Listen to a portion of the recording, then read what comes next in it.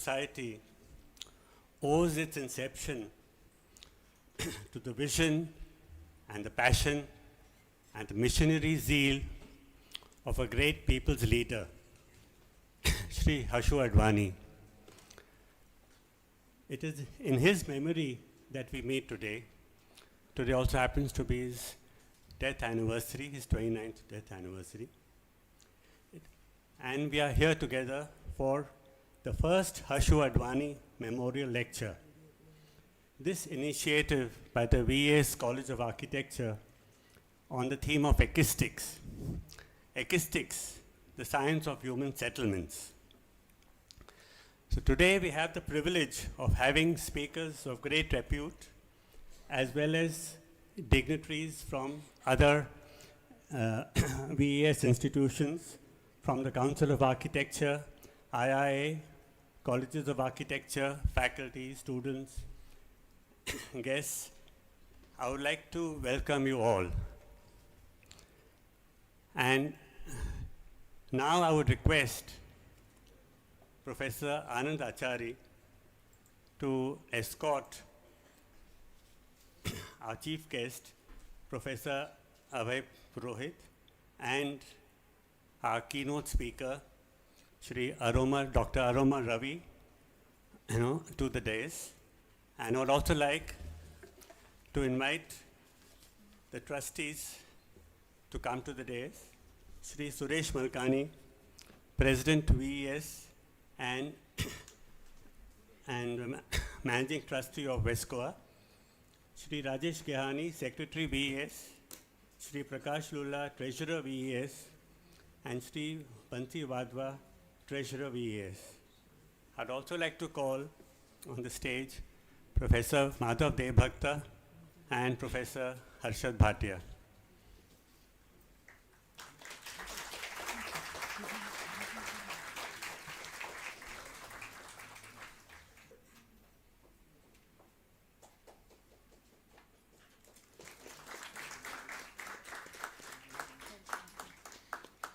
या कुन्देन्दु तुषारहार धवला या शुभ्र वस्त्रामृता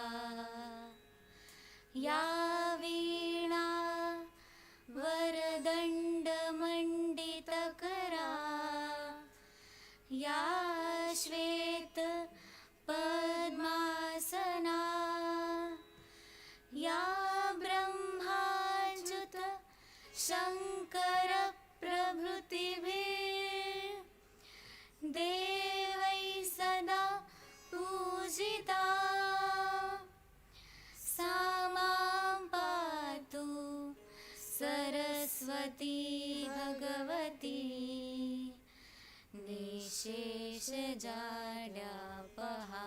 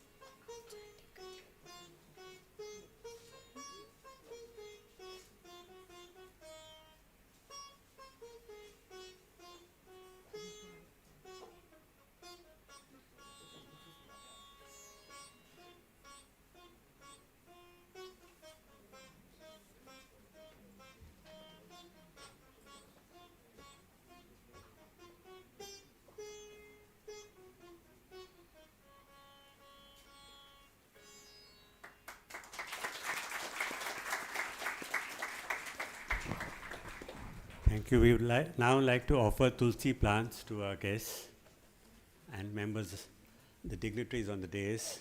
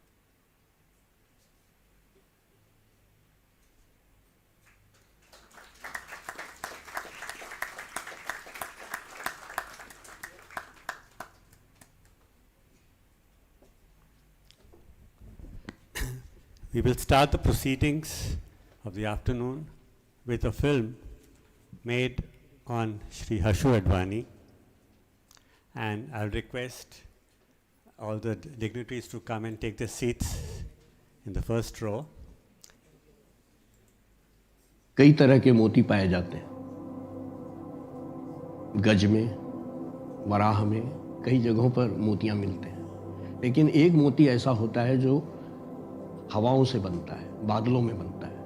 वो कभी जमीन पे नहीं आता, वो देवताओं के हाथ में ही रहता है।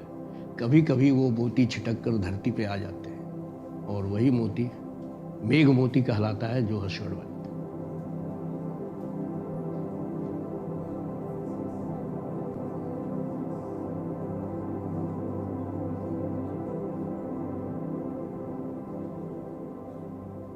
जब देश को आज़ादगी मिली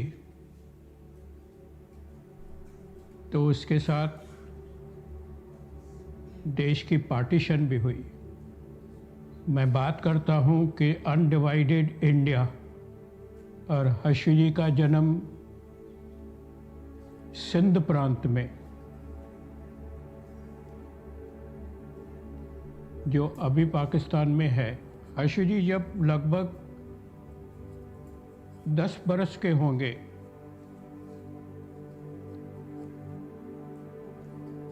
तब वो आरएसएस में गए। I had met Mr. Hashu Advani in Sindh.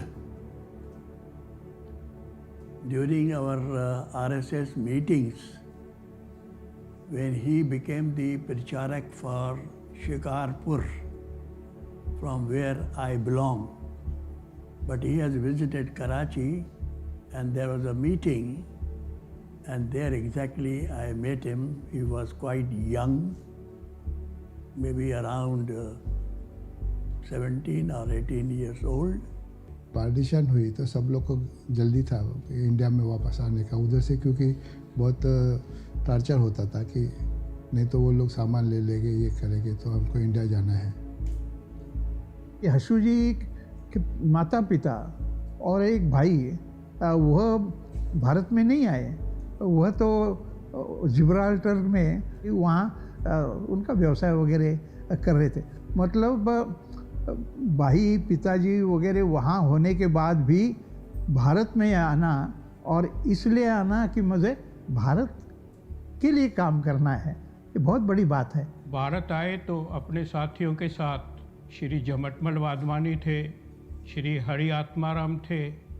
वह कोलाबा में किसी स्कूल के हॉस्टल में रहे। लगभग 1950 में वो चैम्बूर में आए, और एक बार चैम्बूर में आए तो वो चैम्बूर के हो गए। आरएसएस के स्वयंसेवक, स्कूल के विद्यार्थी, कॉलेज के विद्यार्थी, ऐसे उन्होंने एक टीम बना दी, और वो टीम के तो लीडर थे ही, वो टीम के रोल मॉडल थे। चैम्बूर कॉलोनी युवक मंडल नाम की एक संस्था उन्होंने बनाई, जिनके माध्यम से वो कार्य करते थे। लोग वहाँ पर प्रॉपर्टीज छोड़ के आए थे जिसके अगेंस्ट उनको क्लेम्स मिले थे यहाँ पर, और क्लेम्स के अगेंस्ट में यहाँ जगहें मिली थी। ओल्ड बैरक के बदले न्यू बैरक जब सरकार ने बनाई, तब वहाँ के निवासियों को कहा गया कि वह प्रमाइसिस आप खरीद करो। सरकार ने यह निश्चित किया कि आपके जगहों की नीलामी होगी। सारी चैम्बूर की पब्लिक रोड पे आ गई, पुलिस आ गई। एक बार विस्थापित हुए लोग फिर विस्थापित नहीं होना चाहते थे, और हशु जी ने अपनी लीडरशिप के आधार पर गवर्नमेंट के अफसरों से नेगोशिएट किया, बातचीत की, और अंत में यह निर्णय निकाला गया कि जगहों की कीमत हम इंस्टॉलमेंट्स में देंगे और यह सुविधा जब मिल गई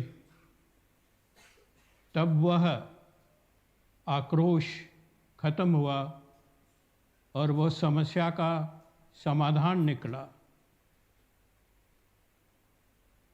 मेरे विचार से उस दिन एक मास लीडर समाज के सामने आ गया। यही कारण थे कि जब 1961 में वो म्युनिसिपल कॉरपोरेटर की इलेक्शन में खड़े हुए तो लोगों ने इतना समर्थन दिया कि हाईएस्ट मार्जिन के साथ उनके इलेक्शन में जीत हो गई। मुंबई म्युनिसिपल कॉरपोरेशन के इतिहास में पहला सिंधी, पहला शरणार्थी चुनकर वहां पर पहुंचा। जब मैं दादर से चेंबूर की ओर चेंबूर नाके पे पहुंचा तो देखा एक जुलूस चला आ रहा है। तो भीड़ थी तो मैं बस से उतर गया। बस से उतर के मैं उस भीड़ में गया। वहाँ सबसे आगे मुझे हर्षु अडवाणी मिले। जब वो 1961 में पहले बार नगर सेवक बन गए तो मेरा और उनका परिचय हो गया। जनसंघ के लिए तो ये बात थी कि जनसंघ का पहला विधायक हर्षु जी थे 1967 में। उसके बाद वो 3-4 बार म्युनिसिपल कॉरपोरेटर रहे, विधान भवन में विधायक रहे, 1978 में मिनिस्टर रहे अर्बन डेवलपमेंट का और अंत में 95 में फाइनेंस मिनिस्टर रहे। एक चीज़ गौर करने की है कि मुंबई जैसे जगह में कोई व्यक्ति लगातार 3 बार कैसे जीत सकता है। इतना आसान नहीं है। एक के बाद यहाँ की पब्लिक उड़ा देती है, ज़्यादा से ज़्यादा 2 बार उदाहरण है। लेकिन यह व्यक्ति लगातार 3 बार और अच्छे मतों से जीता। आपको आश्चर्य लगेगा, इसके पहले 1957 में जब चुनाव हुआ था उस समय पर सारे मुंबई में भारतीय जनसंघ के केवल 2 लोग चुनकर आए थे। तो ऐसे मुंबई में एक सिंधी भाषिक चुनकर आता है।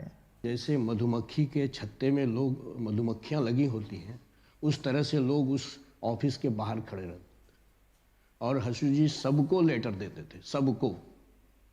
आज उस तरह का राजनीतिक हो या सामाजिक हो, कोई भी व्यक्ति ऐसा काम नहीं कर रहा। अर्बन डेवलपमेंट मिनिस्टर होते हुए उन्होंने चैरिटेबल ऑर्गेनाइजेशन जितने भी हैं, चाहे वो एजुकेशनल हो, हॉस्पिटल हो, उसके लिए FSI बढ़ाई। उस समय देखिए महाड़ा MMRDA जो आप देख रहे हैं, या ईस्टर्न फ्रीवे देख रहे हैं आज, या फिर BKC का निर्माण, BKC की कल्पना कि डायमंड मार्केट वहाँ जाना चाहिए, लोहा बाजार वहाँ जाना चाहिए, ट्रक टर्मिनस वडाला में आना चाहिए, क्योंकि congestion of the city south Mumbai में कम हो। हर्षु जी का एक मत था कि समाज का उत्थान तब हो सकता है जब विद्यार्थी अच्छी तरह से एजुकेशन प्राप्त करे। इसलिए उन्होंने एक लाइक माइंडेड लोगों की एक ग्रुप बना के विवेकानंद एजुकेशन सोसाइटी की स्थापना की और विवेकानंद एजुकेशन सोसाइटी के अंदर एक स्कूल का शुरुआत हुई। मुश्किल से 60 स्टूडेंट्स थे जब स्कूल में, और बाद में जब एक घरों में जाकर उन्होंने एडमिशन के लिए लोगों को घरों से बुलाने का प्रयास किया और धीरे धीरे संख्या बढ़ती गई और आज विवेकानंद की एडमिशन लेने के लिए लोग तरसते हैं। इस विद्यालय का नाम विवेकानंद नहीं था, तब इस विद्यालय का नाम परमानंद विद्यालय था और इसका मैनेजमेंट भी परमानंद की फैमिली कर रही थी। I was appointed as a teacher in Sindhi medium to teach Sindhi in history and all that. Then next year he started junior KG English medium and gave me the responsibility that you look after the English medium, grow up. हमको education की detailing मालूम ही नहीं थी। हम तो ये समझते थे पुस्तक है, पढ़ाना है।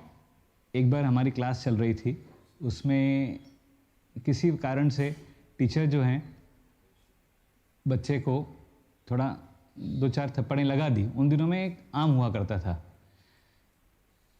हशू जी की एक खासियत थी, कभी भी चलती हुई क्लास में ऐसे एंटर करना अवॉइड करते थे, और क्लास डोर का जो एक रोशनदान होता है, उस रोशनदान से खड़े होकर दूर से देखते थे कि अंदर क्या चल रहा है। हम लोगों को ऐसा महसूस हुआ कि शायद हशू जी ने वो इंसिडेंट देख लिया था, उस बच्चे की जो पिटाई हुई थी। अगले दिन से टू आवर सरप्राइज वो जो टीचर थे 7 दिन के लिए स्कूल से एब्सेंट थे। कुछ समय आगे जाके मालूम पड़ा कि उनको सस्पेंड किया गया था because Hashu ji had actually notice that incident. ये स्कूल इतना छोटा था कि हमारे पास एक पियोन था, और वो एक पियोन भी आधा टाइम डिपार्टमेंट में रहता था, तो पियोन भी नहीं थे ज़्यादा। ऐसे ही हमारे पास क्लर्क नहीं थे ज़्यादा। आशु जी सब काम करते थे, अकाउंटेंट का, क्लर्क का, एकेडमिक्स भी देख लेते थे, सब कुछ देख लेते। आपको एक घटना बताती हूँ, हमारे स्कूल में फ़ैन नहीं था किसी भी कमरे में, और हमारी स्थिति बहुत ज़्यादा ऐसी नहीं थी कि फटाक से फ़ैन ले आओ और लगा। आज तो आपको फ़ैन इतने लगे मिल रहे हैं। तो आशु जी ने धीरे धीरे दान में फ़ैन लिए, हर एक क्लास में लगवाए। अपने कमरे में तब तक नहीं लगवाया जब तक सब कमरों में फ़ैन नहीं लगा। एक लेडी आया करती थी जिसके 3 बच्चे डेफ थे, और 3 बच्चे डेफ थे, तो उनको ऐसे लगा कि 7 बच्चे थे उनको, उसमें से 3 बच्चे डेफ थे। तो उनको लगा कि ये डेफ बच्चों के लिए कुछ करना चाहिए, एक स्कूल का निर्माण करना चाहिए जो डेफ एंड डम स्कूल होना चाहिए हो। तो उनको एक ट्विन प्लॉट मिल गया था कट्ठा, तो उसमें उन्होंने स्कूल खड़ा कर दिया। कोई भी विद्यार्थी 3 बार फेल हो जाता था तो उसका नाम काट दिया जाता था। तो ये चीज़ मुझे बहुत ख़राब लगती थी कि नाम तो आपने काट दिया, वो बच्चा जाए कहाँ, आवारा बन सकता, कुछ भी। और वो फेल इसीलिए हो रहा है कि वो रेगुलर एजुकेशन में नहीं फिट हो रहा है। क्राफ्ट कोर्स करके एक चीज़ है, जैसे इसमें आपको रेडियो रिपेयर, रेफ्रिजरेटर रिपेयर, इस तरीके से कोर्सेज थे। वोकेशनल कोर्स सरकार ने जो दिए थे, बायफोकल जिनको आज हम बोलते हैं, उसके लिए मैं आशु से विधानसभा में मिलने गई थी, उसकी ग्रांट वगैरह के बारे में। तो आशु जी हाउस से आए तो उन्होंने बोला, भाई तुम लोग पॉलिटेक्निक खोलना चाहते थे ना। I was surprise. तो उन्होंने बोला, आज ही हम लोगों ने वाइट पेपर पास किया है सदन में, मैं आपको देता हूँ, अगर आपको खोलना है तो आप देखिए। पॉलिटेक्निक खोलने के बाद एक थोड़ा कॉन्फिडेंस आया, वे इंजीनियरिंग कोई बड़ी बात नहीं है। 83 में हमने पॉलिटेक्निक खोली। एक बात लोगों को लगता है कि सिर्फ विवेकानंद आशु जी का, आशु जी बहुत सी संस्थाओं से जुड़े थे, बहुतों को मदद करते थे। श्री सनातन धर्म गवर्नमेंट स्कूल, मतलब एजुकेशन केवल यहाँ तक थी ऐसा नहीं था, बिल्कुल नहीं था, लेकिन ये उनका मेजर प्रोजेक्ट था। और आज इतने साल के बाद यहाँ 22,000 विद्यार्थी, अलग अलग प्रकार के, सभी प्रकार के महाविद्यालय, सभी प्रकार की भाषाओं के लिए अलग अलग स्कूल, ये सब जो निर्माण किया है, ये अतुलनीय काम उन्होंने किया है। 95 में जो इलेक्शन में लड़े, उस समय वो फाइनेंस मिनिस्टर भी बने, और फिर से वो बीमार हो गए, फिर से वो जसलोक हॉस्पिटल में गए, लेकिन उन्होंने बीमारी का ऐसा रूप हुआ कि ईश्वर की जो इच्छा थी तो उनका निधन हुआ। जब हशु जी का पार्थिव शरीर हमने चैम्बूर में लाया था, सारी चैम्बूर बंद हो गई, एक भी दुकान खुला हुआ नहीं था। वह जो बंद था वो लोगों की इच्छा के अनुसार था, किसी को बंद करवाया नहीं गया, बंद हो गया। और दुनिया भर के लीडर्स उपस्थित थे। मेरा अनुमान है कि लगभग 15-20 हज़ार लोग हशु जी का अंतिम दर्शन करने के लिए विवेकानंद एजुकेशन सोसाइटी के कॉलेज के किसी हॉल में वहाँ पर आए थे। Hello, my name is Vishu Lala. I am trustee at Vivekanand Educational Society. Hashu ji had also established social organizations such as Yuvak Mandal, Nari Shala, Stri Chetna, Deaf and Dumb School, etc. We trustee at Vivekanand have continued with the legacy which we received to impart value-based education to the students with emphasis on integrity, ethics, and holistic approach to the life. Our dedicated teaching and non-teaching staff are the backbone of our VS. They have helped us to grow. We have from crèche to school, graduate, postgraduate, PhD in engineering, pharmacy, management, and chemistry. Our total student strength is 22,000. I take this opportunity to thank one and all who have helped us in preparing this documentary on Karam Yogi Hashu ji. Thank you.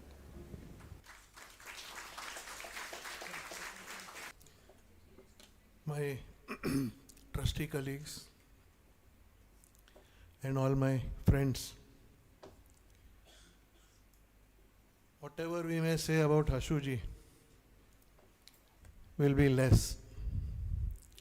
He was such a personality, so humble, so hardworking,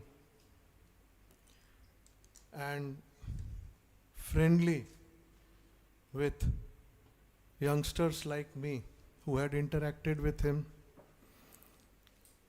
when we were young. This morning I had narrated an incident which I will also share with you all. This was sometime in the year 1988. I had my office at Tardev, my father's office, not my office, where I was practicing law with him. I graduated in 1984. From Mantralaya, he used to drive on his own to Chembur in his old Fiat car. And often he used to halt at Tardev to meet my father, Mr. Ram Gehani. So there I had met him for the first time. So there he asked me, "What do you do?" I told him I practice law with Daddy. He said, "What do you do?" means what do you do in your spare time? I said, "Nothing. I go to club, I play, I swim, I trek." He said, "You don't want to do anything for people?" I said, "Why should I do anything for anybody?" He said, "No.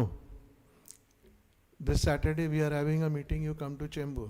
I want to introduce you to my other trustees at Vivekanand and you will do something for Vivekanand." I can't do anything. You will have to do something, we'll find out what you can do. That was the day in 1988, I don't remember the day. And till today I have not left Vivekanand. So he was such a person. Not only Vivekanand, he introduced me to Janakalyan Cooperative Bank also. He took me on the board of the bank and I was there as a director for 20 years. I gave up about 10 years back. So he always used to inspire young people, put them into the social work, introduce them to public work and work for public. One more incident I narrated this morning. We had some technical problem with one of our plots. So I was told only a particular minister will be able to help you. I thought to myself, no, this is a Congress government, nobody will help us. We are in deep trouble now. Anyway, I told Asrani ji. Asrani ji said, why not go and meet the minister? I said, yes, why not meet him? We went and met this minister, I will not name that person. And he made us sit. We were introduced as trustees from Vivekanand Education Society, Chembur. We said, Vivekanand Education Society of Hashu ji. I said, yes. What is the problem? He said, this is the problem. So he narrated an incident to us. That when I was young, I used to go to his place with my father, and he used to give me a cup of milk and 4 glucose biscuits, and used to force me to have milk while he and my father used to have tea. And today is the time to repay for that milk and 4 biscuits. And he helped us and he did our work without any expectation. And he was thankful that we gave him an opportunity. That is what is known as the karma yogi. His karma of 1 cup of tea and 4 biscuits, we got paid after 30, 40, 50 years. So this is how he was. With these few words, I think I can go on and on about him, but then we have got other subjects to discuss. I leave it to you. Thank you.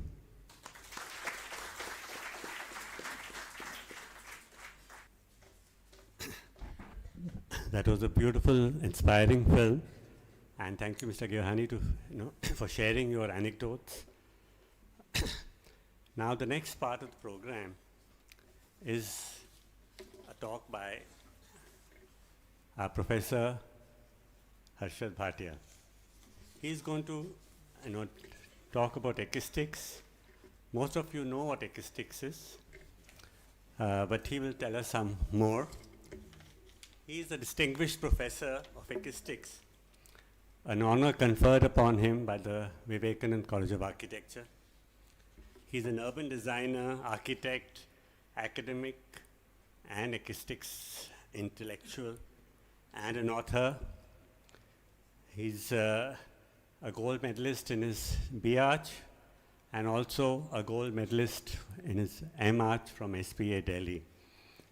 He has authored a book on Hafiz Contractor, Becoming Hafiz Contractor, The Making of an Architect, which is doing extremely well because he writes so well and is very readable. So it's and he's also editing many books. He's a prolific writer. You see his writings in the newspapers. And he's also teaching in many colleges. He's a design chair in Vivekanand, and he's taught in many other colleges in Mumbai. So I'm very happy to present Professor Hashu Advani.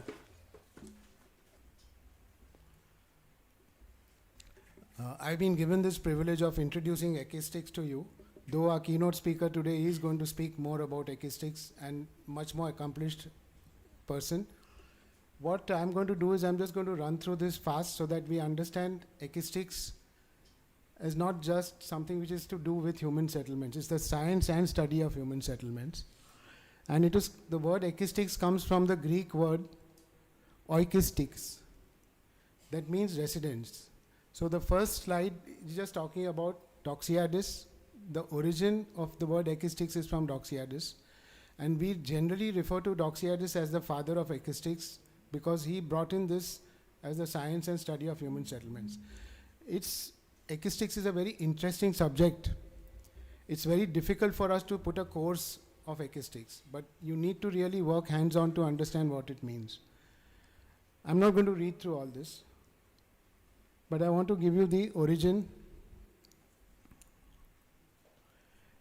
In 1970, the Athens Center of Acoustics and the Doxiadis family decided to organize a symposium on the city for human development.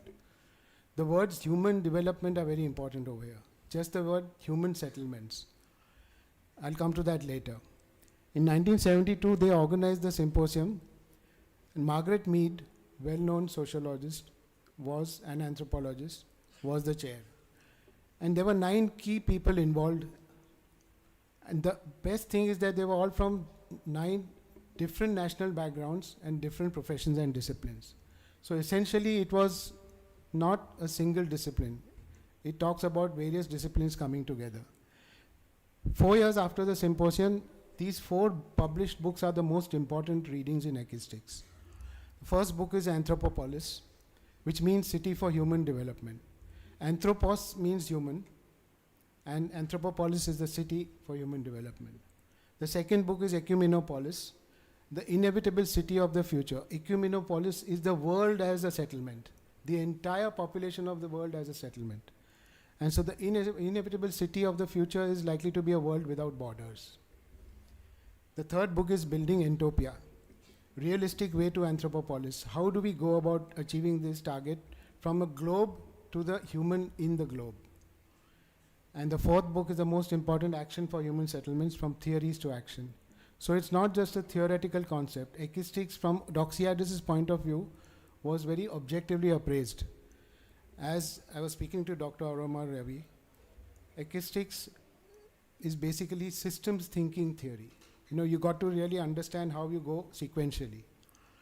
I'll just take you through some of the slides of how we have actually been able to use this in India.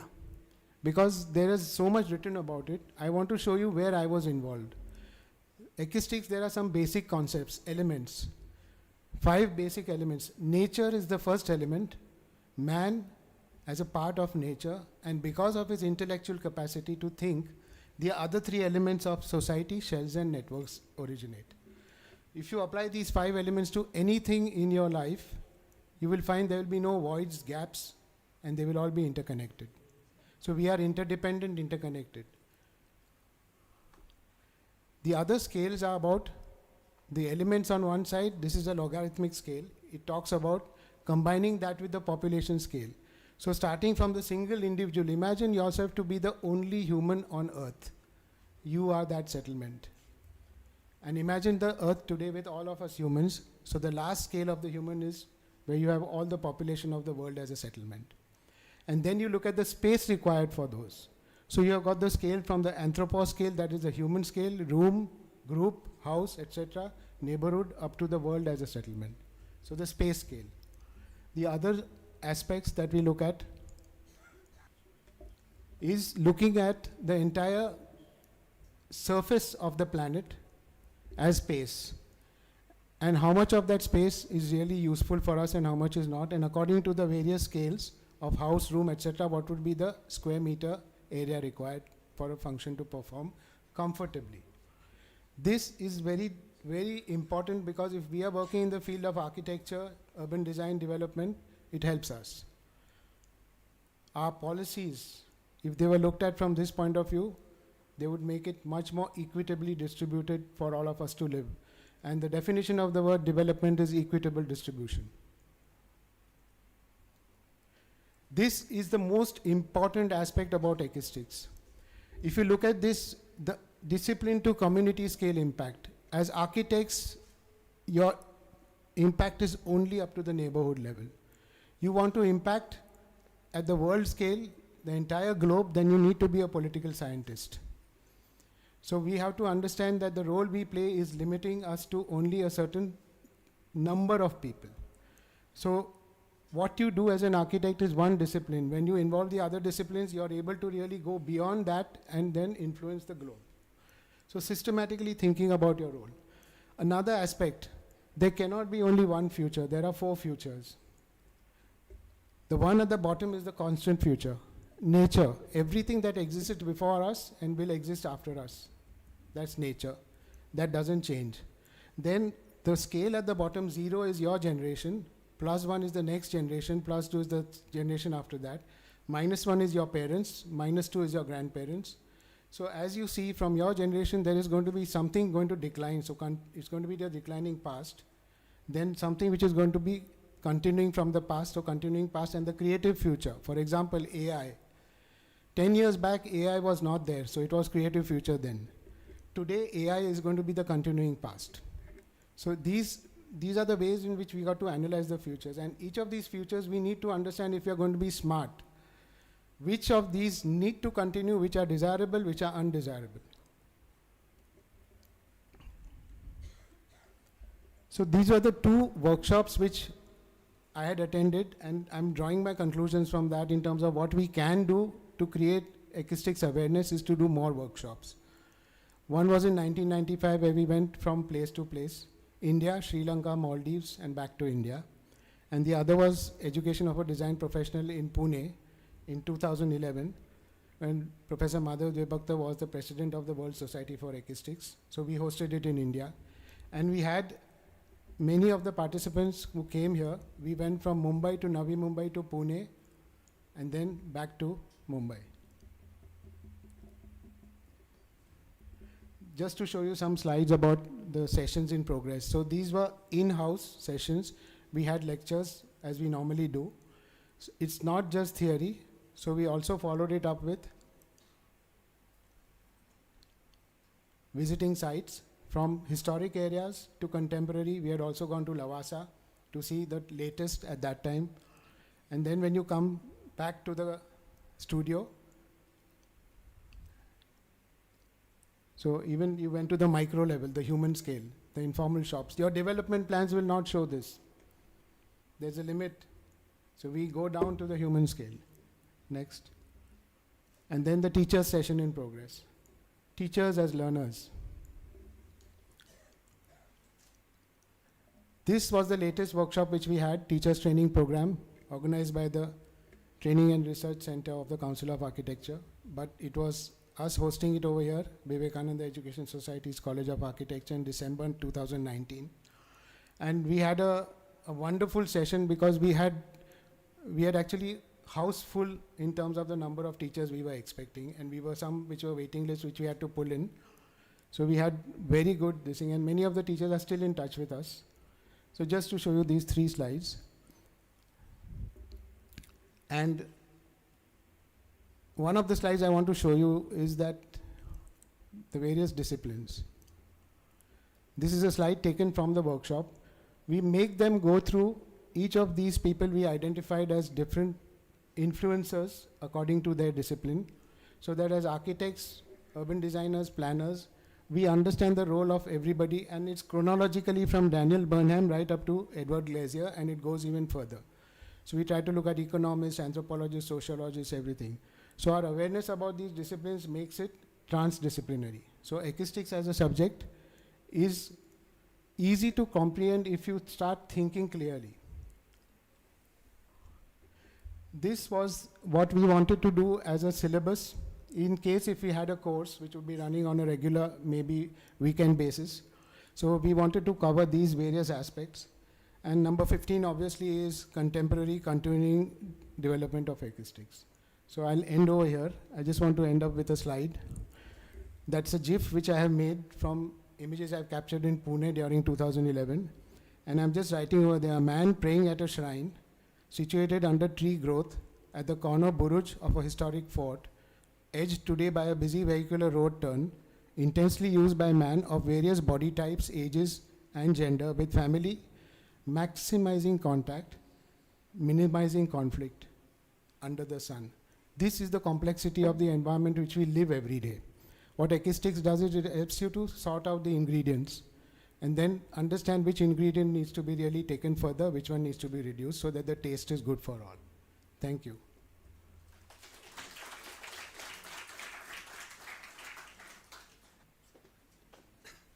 Now I'll call upon Principal Professor Anand Achari to introduce our keynote speaker, Dr. Aromar Revi.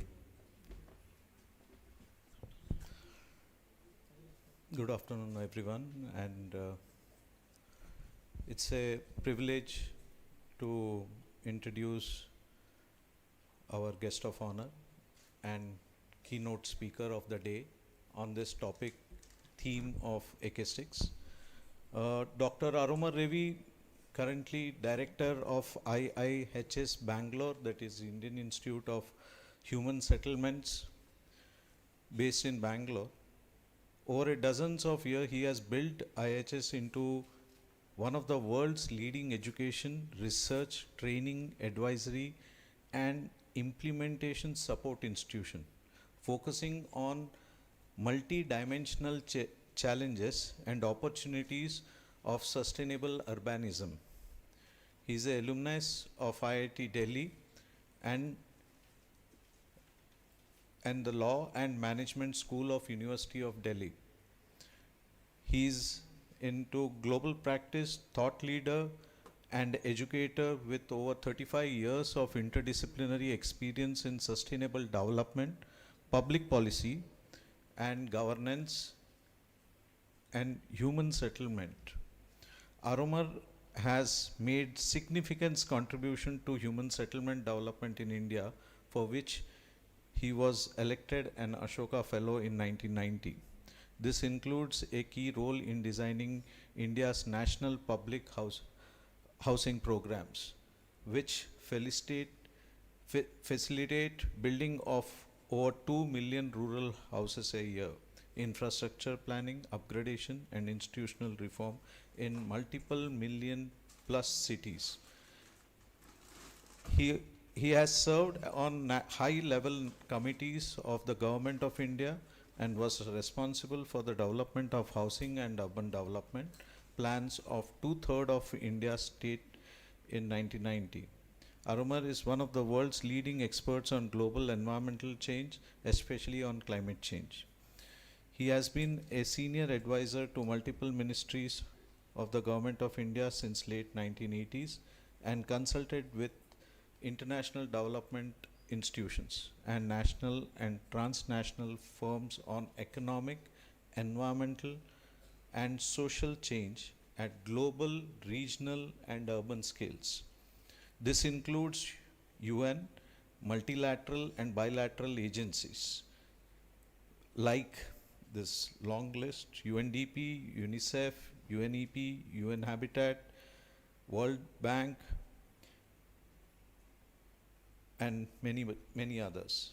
Over the last decades, Aromar has delivered almost 275 keynote addresses, speech, seminars, and made public TV, radio appearances across the world.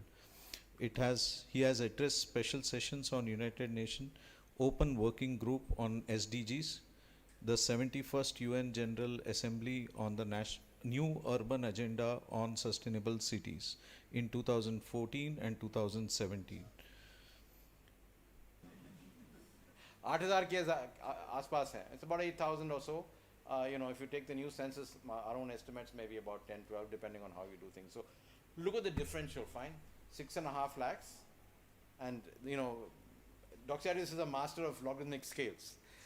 So that's how you see the scale that's there. 6.5 lakh places in which most of India, well, two-thirds of India lives just now, and about 8 to 10,000 places in which a lot of, primarily, about 60% of India's economic activity comes from. So this is the real challenge for us at the current point in time. How do you balance, how do you deal with this? And I will show you some evidence, of systematic work that we've done. This, of course, Professor just showed it to you, the connection between connected. In the world, we're all living in systems, they're all connected. The question is, how do you maintain the balance? And given that most of us here are people who play with spatial culture, it's not only balance in economic terms or social terms, it's a balance in space.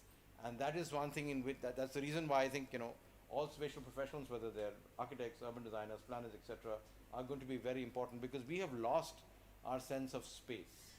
And rediscovering that is going to be a very important part of what we can do, and in that sense, Dr. This is very important. The other thing, of course, and you said the same thing just now, is, and 50 saal pehle, if you look at what I was doing, you would have said I'm an acoustician, fine. In actual practice today, we talk about work on what is called new urban science. Thank you. We talk about work on sustainability sciences, etc. But the idea is very simple. This is the interface between a whole range of things. And if you looked at the list of people, of course, jitne logon ka naam tha wahan pe, wo sab bahar ke log the na. But in actual fact, we have people who do similar kind of things in this country, and we've been doing this for a very, very long period of time, because our built environment also has a 5,000-year history. It's not like a new thing in some senses. So bringing together all of these technical disciplines, and of course the political sciences, because scale is very important, the social sciences, etc. This is, I think, the great insight that he had. And unfortunately, what is happening in the way that our education is sort of moving at the current point of time is we've fragmented these things. So, you know, कुछ लोग कुछ चीज़ें देखते हैं, कुछ लोग और चीज़ें देखते हैं. It's like आप डॉक्टर के पास जाएंगे तो somebody looks at the left eye, the other person looks at the right eye. If you get the eye mixed up, they can't help you. It doesn't work that way, fine? I mean, in actual fact, life is integrated. We live integrated lives, and this is a science of how to look at that in space in some senses. This is the other thing that's, I think, fairly important here. We just heard that from the professor just now. This question of scale, यहाँ पे इतना दिखाई नहीं देता. आजकल Excel में you can put these things in angle, starting from the human scale, going all the way up to the global scale. Fine. The difference, of course, was Apollo 8 gave us that image, which is roughly at the time that of the world where you can see the blue planet, the blue whatever the green marble, blue marble, etc. This question of scale is very important. The ability to be able to transition from one scale to the other, first thing. Second, to transition across time. That's the next slide that I'll show you. And then to transition across different types of institutions, right? Because when you're doing a master plan or when you're working on the built environment, you work with a whole range of institutions. You work with the public institutions, we work with private institutions, you work with communities, you work with individuals. That ability is something that we tend to have lost. And as you go into practice and as you go into things that actually make sense and dealing with the core questions that we have in the world, that these three mobilities, the mobility across space and scale, the mobility across time, and the mobility across multiple institutions, is a core thing that you need to try and sort of reach out and understand. And this is an interesting kind of frame, again, from Doxiadis' work, where he looks at the core area in which different disciplines work, fine? Now, the whole thing, of course, for us who work in the spatial disciplines is, we can transgress in either direction. So, if you look at, let's say if I show it to you here, say architects working at the scale from the dwelling, to the small town, fine? Can you see my cursor there? But then many of us actually, especially in a city like Mumbai, relatively recently, go to the smaller scale, the human scale, and spend a lot of our time dealing with interiors. Some of us become planners and go into an M plan and then work at a larger scale there, going when you're working from urban design all the way up to regional planning and some, etc. And then some of us, and I'll show you a lot of that because I work at this scale, work at a much larger scale, at the regional scale, at the national scale, etc., etc. So this ability to move across scale is very important, to try and understand where you are and where you can kind of function and operate. It's a very simple idea, and you can see the beauty of his hand there because he's drawing this himself. So what are the things that Doxiadis, if he were alive today, could have actually seen but didn't see because he lived and worked 50 years ago? And I guess a very simple set of ideas. I'm going to show you a few images here. So this is, of course, what we've just heard, the idea of, again, the scale here is of time. This is where we are. उससे पिछले 7 जन्म की बात है, उन्होंने चांद दिखाया. If he was more Indian, he would have done 7 on this side and 7 on that side, and we would have had a full sort of cycle that's there in some senses. But the basic idea is nature, which is actually not constant anymore, and I'll show you the challenges that we're facing across the world because nature is continuously under assault at the moment.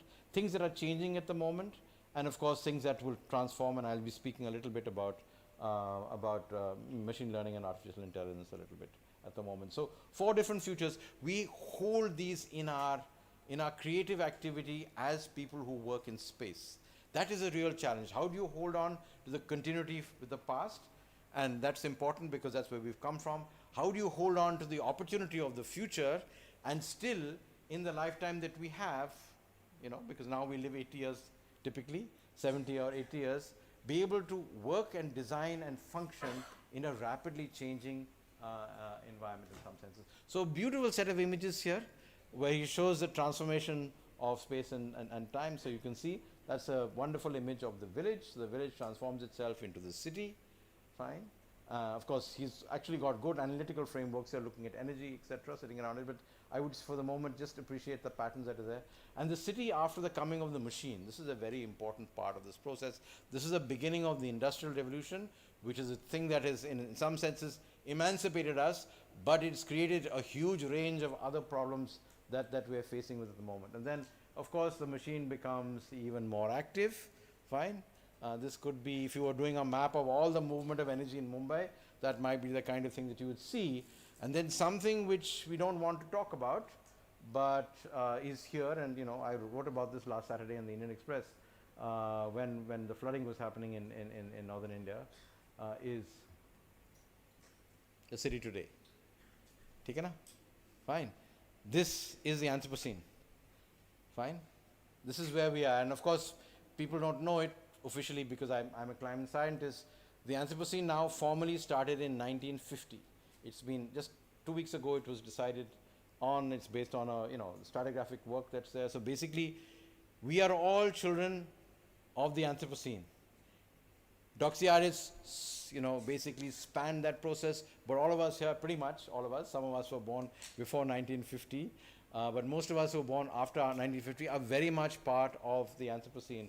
And essentially the landscape has been taken over by fossil fuel, fossil water and fossil processes, and this is clearly unsustainable. I mean, it's obvious, no?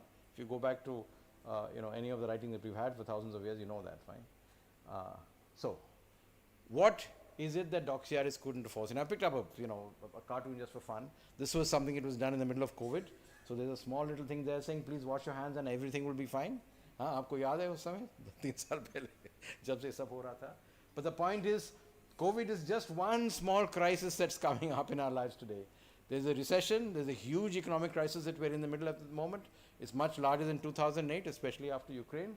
And then there's climate change. But even more important than climate change, when you have a serious challenge with nature, it's a question of biodiversity collapse, fine? So, Doxiaris couldn't have known that because many of these things were not understood. But having taken that, I've just taken 5 things which, if you read through his writing and understand his work, he was very aware of because he lived in a world of deep conflict. So poverty he was very aware of, inequality he was very aware of, pandemics because of what happened in Europe in 1917, about 100 years ago, economic crisis, absolutely, because you saw the crisis, he helped rebuild Greece, remember? After Greece was invaded by the Nazis and then they rebuilt it afterwards, he was the minister in charge of that, and he absolutely understood conflict.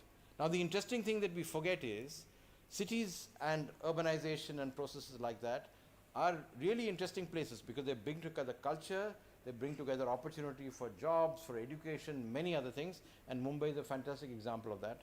So those are the wonderful things that cities do, fine? They create opportunity. But cities also concentrate other things which we don't like. Cities have historically always concentrated poverty, they've always concentrated inequality, and they've always concentrated conflict. So when we're dealing with this question of balance, we have to balance out, in some senses, the positive elements of urbanization and the things that what I would call the dark side. And that, I think, is a really interesting part as spatial workers, people who work in space, of trying to deal with the city that's there. But having looked at the things that he was aware of and he thought of and he dealt with, etc., there are 3 things that he would have had no clue about because nobody had any clue about that. The most obvious one that is in the middle of disrupting the world at the moment is the digital and the AI revolution. At that point of time, we were focused on the biophysical environment and how the biophysical environment was taken over by fossil fuels, new machines, cars, etc., all of the things that have kind of redefined the urban scape and the scape of regional processes that's there.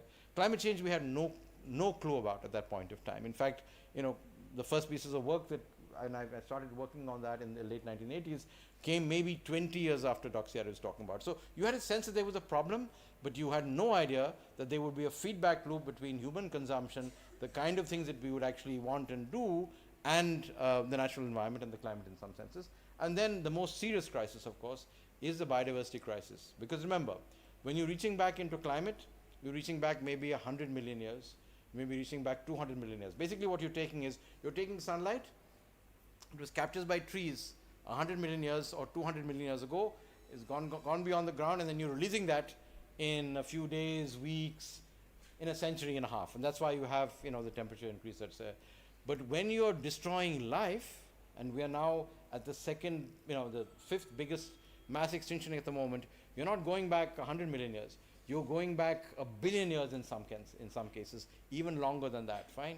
So all of life that is evolved, and we are part of that evolution, we are actually at the process just now over the next 50 years or so because of climate and our consumption of actually sort of letting it fall apart. So let me give you a quick sense of how it is. This comes from the work that I do on climate. Some of you I saw upstairs, some of the students are using some of the stuff that we use in the IPCC. That's basically what India and many other countries are negotiating in Paris. It is not 1.5 degrees. I wrote the 1.5 degree report. It is 2.7 to 3.2 degrees. That is what's being negotiated in Paris. So we call that SSP3. This looks at, and this is very important for Mumbai. I mean, आप लोगों को कुछ, you know about wet bulb temperature? Huh? Yeah? I mean, obviously the academics know, but what is wet bulb temperature, guys? From right at the back of the room. What is it? What happens when wet bulb temperatures go above a certain level? क्या होता है? Huh? It's Mumbai just before the monsoon is getting there, fine? What happens? If you see your app just now, it'll tell you temperature is whatever it is, 27 degrees. And it feels like 34. Why does it feel like 34? Because humidity and wind speed. Got it? So this is a map of the world, fine, at 1.5 degrees, which basically looks at the number of days at which the effective temperature is more than 40 degrees C. Okay? Which basically means at 38 you start finding serious distress. Some people who are either very young or very old will start dying at 38 degrees. This is a projection at 1.5 degrees, and where are we? We're just at the edge here, fine. The edge basically means that this is the number of days. It goes from, again, it's a scale from 0 to minus 40 to plus 40 days. 40 days in a year essentially means that at least 3 days in a month that you're experiencing this. This is at 1.5 degrees, fine. Whoops. You're sitting in front of the, yeah. That's at 2. Fine. So look where Mumbai is. Straight away the difference between 1.52 and 2 in Mumbai means that you're going to have on the average 3 days in a month. Actually it will be some months in which you'll have 10 days where the effective temperatures will go beyond 40 degrees C. Fine. That means a lot of people are going to die. It's very simple. It's not very uncomplicated because that's the way the human physiology works. But we are not negotiating around 2, fine? We're negotiating around 3 at the moment. And look at the impact there is all the way. We talked about Hashu coming from Karachi all the way right across central India at the moment. This is an existential crisis. And this existential crisis is because of the choices that we have made over the last 60, 70 years. And it's not changing very significantly. So what I'm saying is, this is an idea that they had no clue about because we didn't know that in 50 or 60 years, there would be feedback between human consumption, the cars we use, the food that we eat, the buildings that we build, and the global environment, okay? So what's driving that? 1950, beginning of the Anthropocene, fine? These are cities of more than 500,000 people across the world.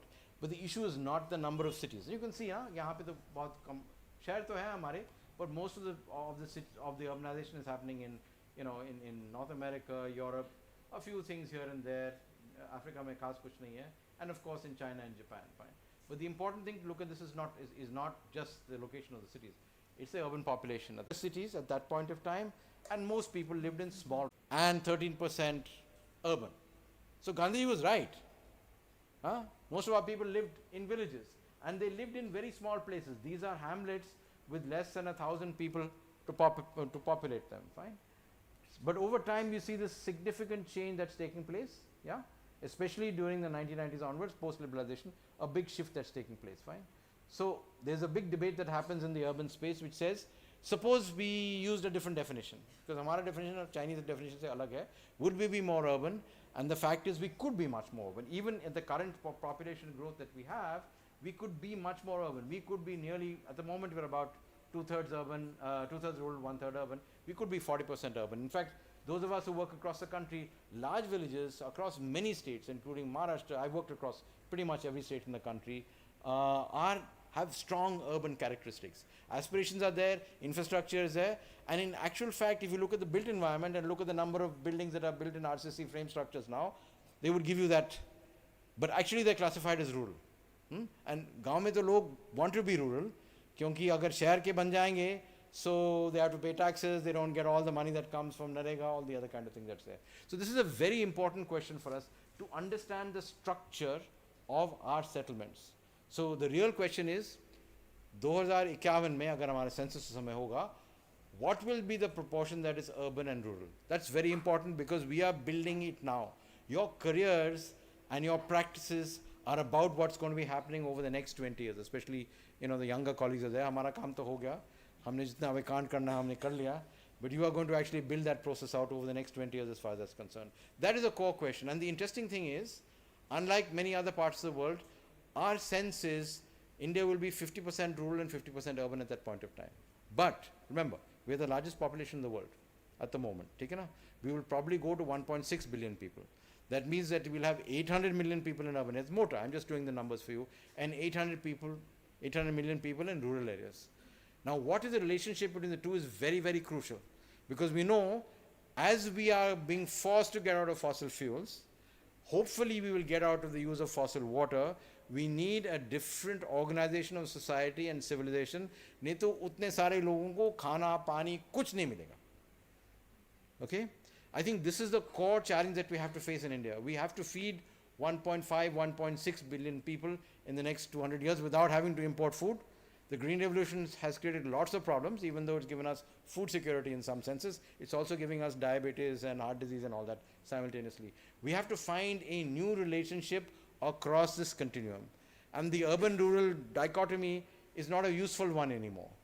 That's what I think a lot of your practices are going to be about.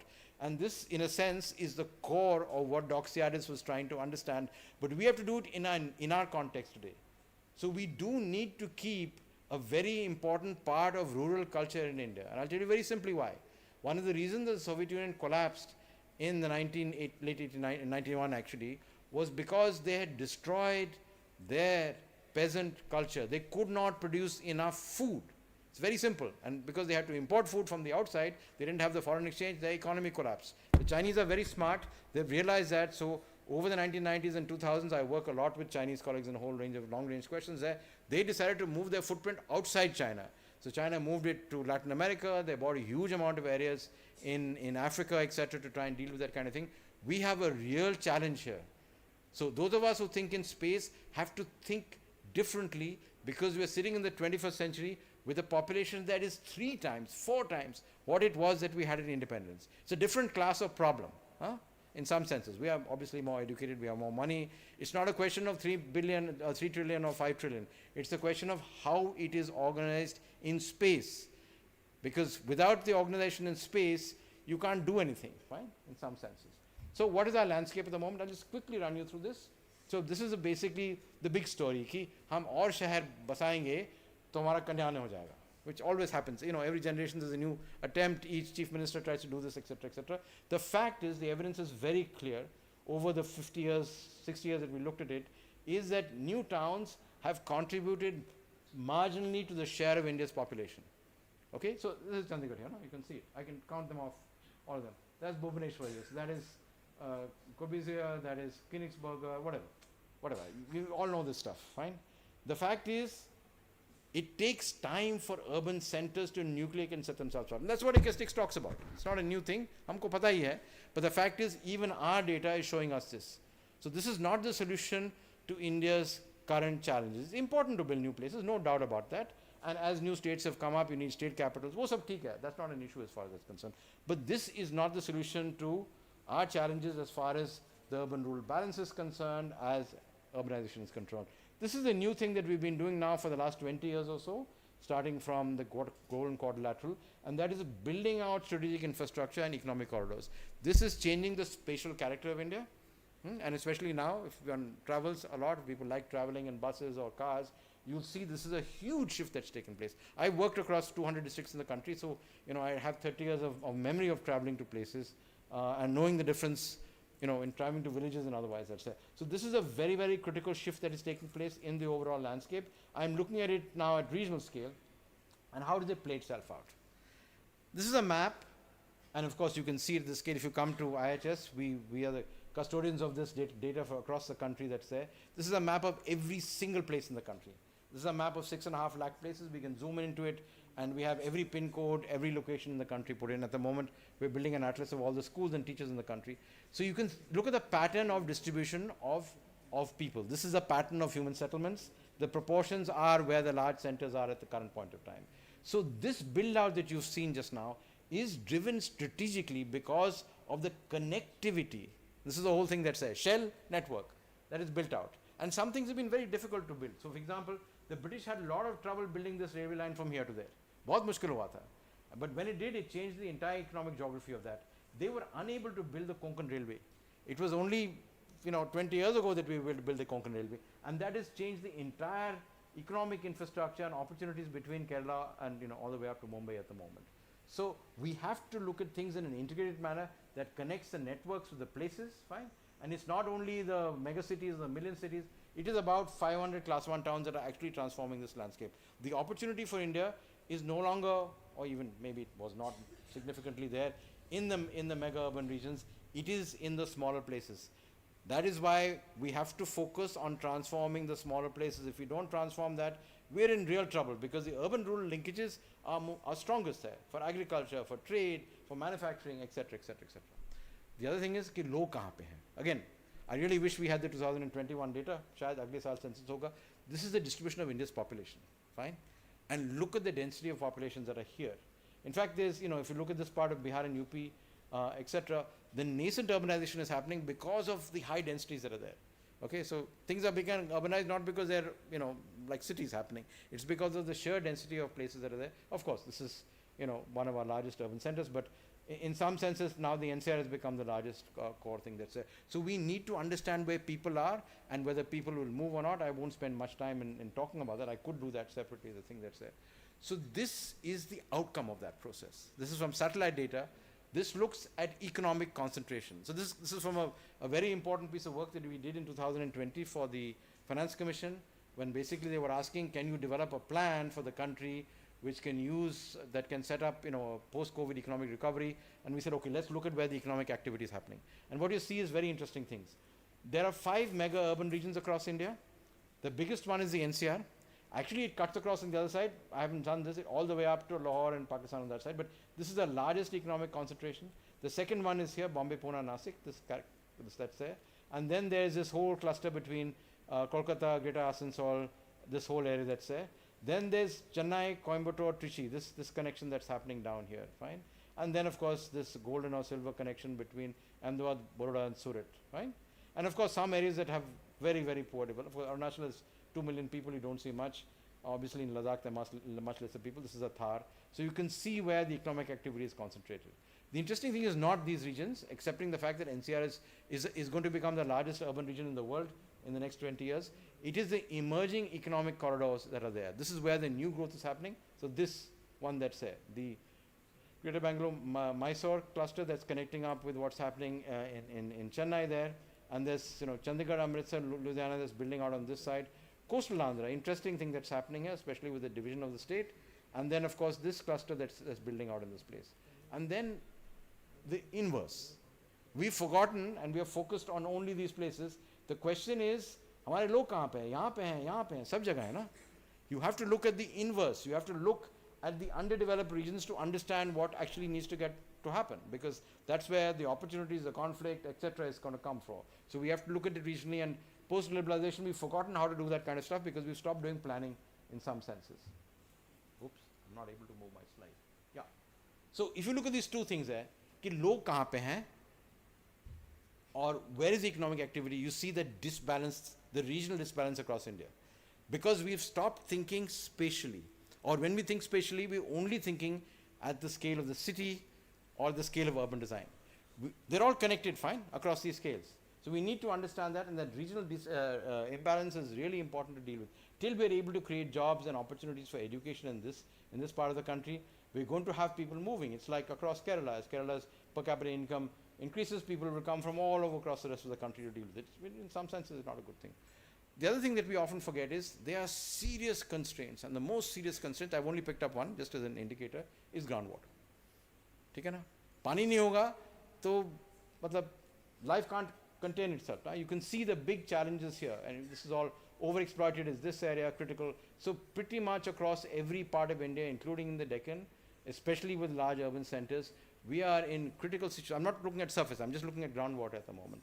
This is one of our most critical questions. So if you build an economic corridor that goes all the way from there to here, you're in deep trouble. These cities will not grow because the constraint is water as far as that's concerned. Similarly, in this area, if you start to do regional development in this space, it won't grow. Whatever you want to do, it's not like you are near the sea, so you can do desalination or some fancy technology as far as that's concerned. Whoops.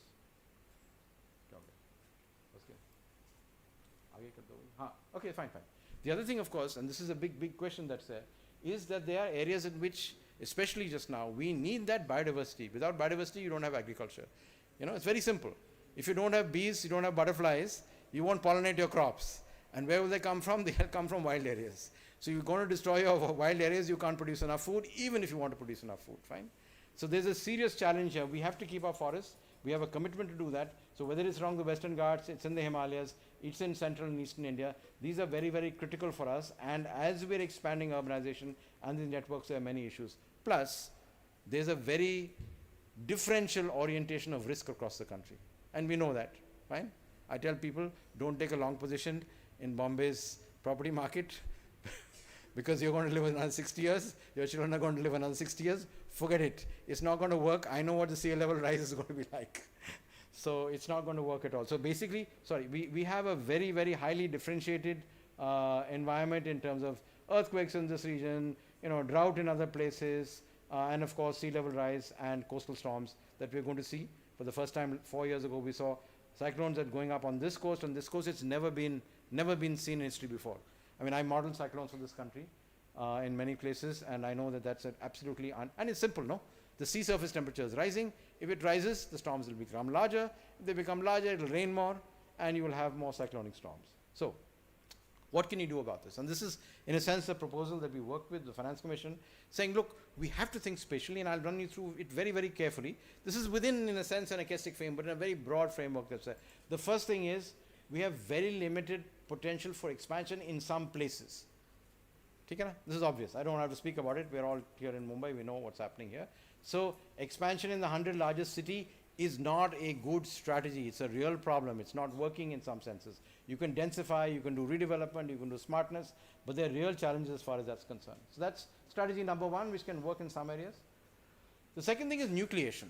Remember I had said, shuru mein, ki new towns are taking 30 years to happen. We've got to solve this problem in 20, 25, 30 years, no? So that's not going to solve it. So nucleation is going to be very important. So how do you nucleate is the question. How does one build this out? And this is a whole history. Mumbai, of course, the classic history from 75 with Navi Mumbai, etc. How do you nucleate? How do you enable that kind of process to happen is a very important question. This is, of course, at the regional scale. And how will that play itself out is going to be critically related to what kind of regional networks we'll build out, what kind of economic activity we'll build. Decongestion. This is a very, very important question that we have to deal with. How do you decongest? What can be done? Again, this was done with a fairly rigorous analysis across all these urban centers that are there. Which are the places where decongestion will work and how can it be tied to mobility, planning, land market interventions. Land markets are very important at the urban scale. Then, of course, some places you can densify. So you have a mix of these strategies. Concentrate, densify, you have to use a mix of them, and obviously even in the urban framework itself, in a large mega urban region, you'll be losing multiple sets of things depending on how the nodes are organized. This is exactly the power of acoustics. Now you know exactly how it'll work, what the relationships are, etc., etc. So we have, in India, not going back to Greece, etc., we have these processes. Similarly, building regional connectivity. How do you make that work? How do you connect between rural and urban areas, between small towns and larger towns, to be able to try and manage the process of migration, economic activity, job creation? It's not like people want to live in terrible places, which is very difficult to live in. Half of Mumbai lives in very difficult circumstances. But और कोई चारा ही नहीं है, क्योंकि आप north Bihar में हैं, वहाँ पे तो 4 महीने में you have nothing, no? Your district is underwater, तो क्या करेंगे? कहीं और जाएंगे ना जहाँ पे मौका आपको मिलेगा, opportunity. And then sort of urban-rural connectivity. So what I'm saying is there's a range of different strategies that work for different places. We have to develop an understanding of that for all of our 400 small towns. We don't have that. We all think of big strategies that are there. Nashik is fundamentally different from how Pune is going to work. It's going to be different from Nagpur, no? And same thing for, whatever, any of the cities in Gujarat or in Karnataka or Kerala. We have to develop processes and understanding that are connected with places in space and the relationship with the regional context, and then within the space itself, within the city itself, into other places. Slide me up. first gear. Anyway, so we did lots of fancy stuff here. We did a large investment plan. Actually, the point is to do all of this stuff is not very expensive. It takes only about 1%, 1.5% of India's GDP. Remember, I showed you that number. $100 trillion is the output that's produced across the world. $550 trillion is the investment in real estate, I mean in buildings and in infrastructure. So this is doable. It's not a big deal as far as we're concerned. So I'll just quickly wrap up here to show you how, and I will take only one theme that's how do we address climate change? Cool? So climate change is because of the process of urbanization that we've taken place. Because there are 4 billion people who consume a lot of resources in different places, and then all of these very nice things come to hit us depending on where you are. If you're in Shimla, something else hits you. If you're in Mumbai, something else hits you. But basically, the story is that every region in the world will experience these changes. They're already here. They're happening year after year. I mean, you take any week. New York is now overwhelmed by forest fires in Canada. Spain is in drought. Fine. We are in flooding. Something else is happening somewhere else. This is kind of, it's physics, no? And it's photochemistry in some senses. So the solution to that is something that we worked on. This is part of a major report that I produced in 2018 and then again last year called Climate Resilient Development. It's very simple. Basically what you're saying is there are 3 big systems. One is human systems, the other one is ecosystems, and the third one is climate systems. पहले इनका interconnection जो है weak था क्योंकि लोग कम थे. Whoops, yeah. Now there are too many people and these connections are desperately, it's like COVID, no? COVID happens and in 3 weeks time the whole world is infected. Got it? Because it's going because of all the network connections, airplanes, this, that, the other, etc., etc. So these systems are connected just now, and when they're connected, a disturbance in one is going to create a disturbance on something else, and they're making things much worse. So we're not going to lose, 1 billion people hopefully very quickly. So the only way to do that is to try and make sure that these feedback loops are organized so that the world becomes a better place, fine, and it's easier. And of course, the good news from the science side, or let's say from the acoustic science side, is that we know how to answer this. This is what I spent 4 years doing. This is the most advanced science in this place. We're basically saying that we have to transform 5 systems. And this is the power of, if you think of Doxiadis systems, let's say, you cannot do one thing at one time, fine? You have to do all 5 things. Otherwise, things are not going to work. The first one, obviously, energy systems, renewables kar rahe hain. India is doing very well as far as it's concerned. We've done 40 gigawatts, we'll do 100, let's say. You have to transform industrial systems. This is very, very important for urban areas because your embodied energies is sitting in your cement, your steel, your glass, your aluminium, fine? And this is doing very, very badly on the carbon side. On the energy side, we're doing pretty well. I mean, we should be doing better, but this side, इसमें तो हालत बहुत खराब है.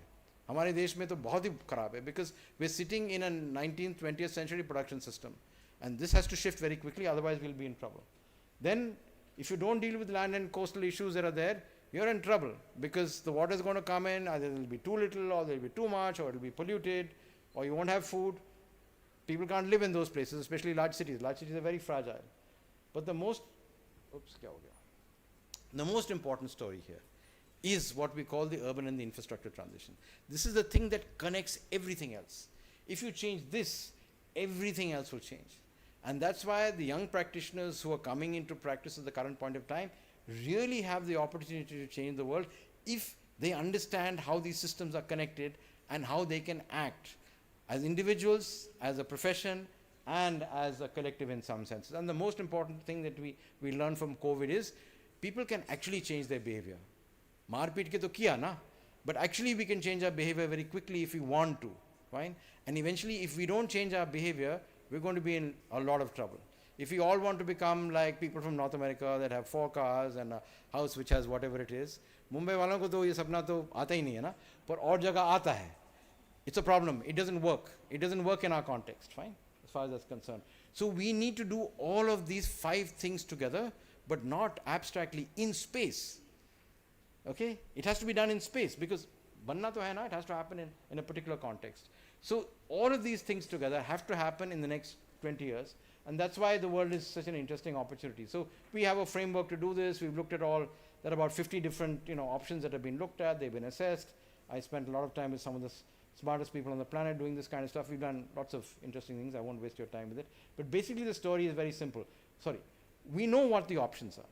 So you can see solar energy, wind energy, geothermal, urban में land use, electrification, ये सब हमको पता है. We know what works, that's a feasibility, but we also know how it relates to sustainable development. अगर आप health sector में हैं, which is goal 3, you can look at those options that actually work for the health sector and connect back and work in terms of climate. Similarly, if you're working on, let's say, industrialization, which is number 8, you can know the connections. The science is here. Okay, we know what the problem is, we know what the solutions are, but we have to develop solutions that are useful for us in the places in which we work and we live. Angrezon ka hisab will not work for us, no? We know that. And something that works in Nepal will not work for Kerala, no? That's a really interesting challenge that we have to translate stuff. So these are the various things. You have to transition the energy system. You have, like I said, you have to transition the industrial system. The very critical one is dealing with land and ecosystems, including, you know, green, blue infrastructure. This is, you know, mangroves. I saw some very nice work that's being done upstairs by the students. And urban and regional planning, informal settlements are very critical. Unless you raise the floor in terms of services, you'll never reduce vulnerability, etc., etc., etc. And of course, you have to change lifestyles. Fine? So the whole power of Doxiadis' thinking, even though it is 50 years ago, is thinking systems. Today we are in a world in which the systems are interconnected, and there's nothing that can show us more than that than COVID. Fine? It started in one place in a small, well, in a bigger city in China, and it infected the whole world. It started from the health sector. क्या हुआ? फिर education sector गया, यहाँ पे there were, you know, almost 25 crore बच्चे जो 2 साल school नहीं गए. Then it goes into employment. It basically infects the whole system. So if you have to deal with a systemic problem, you can't solve it by breaking it up into small parts. Fine? You have to think of it by its interconnections, but you have to think about it in terms of its interconnections in space, because if you don't think about the interconnections in space, it will not work. It will not be sustainable in the long run. So I'm just going to show you a little thing that we are doing at the moment to give you a sense really at the scale that many of us are working with. This is not even the urban design scale. This is work that we're doing in our campus that we're building at the moment. Professor Devbhakta hasn't actually seen it at the moment. But the reason I'm showing this to you is it's not only an interesting experiment, it's an experiment. It's actually a live experiment, because we're building a campus in which it's going to be a living lab in some senses. It is also the first megacity long-term urban ecological observatory, because you cannot make these changes systemically unless you have multiple places in the world in which you can actually test and experiment with it. Whether it's at the urban scale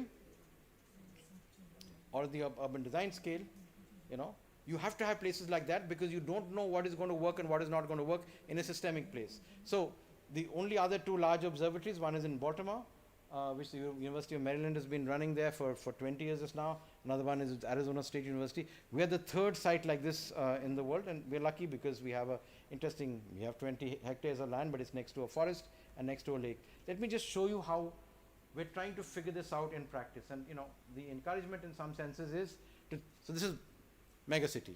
ठीक है ना? जब 20 साल पहले it was only 5 million, now it's become a megacity. It's 12 million people. That's a gridded 1 kilometer by 1 kilometer grid scale, ठीक है ना, of that.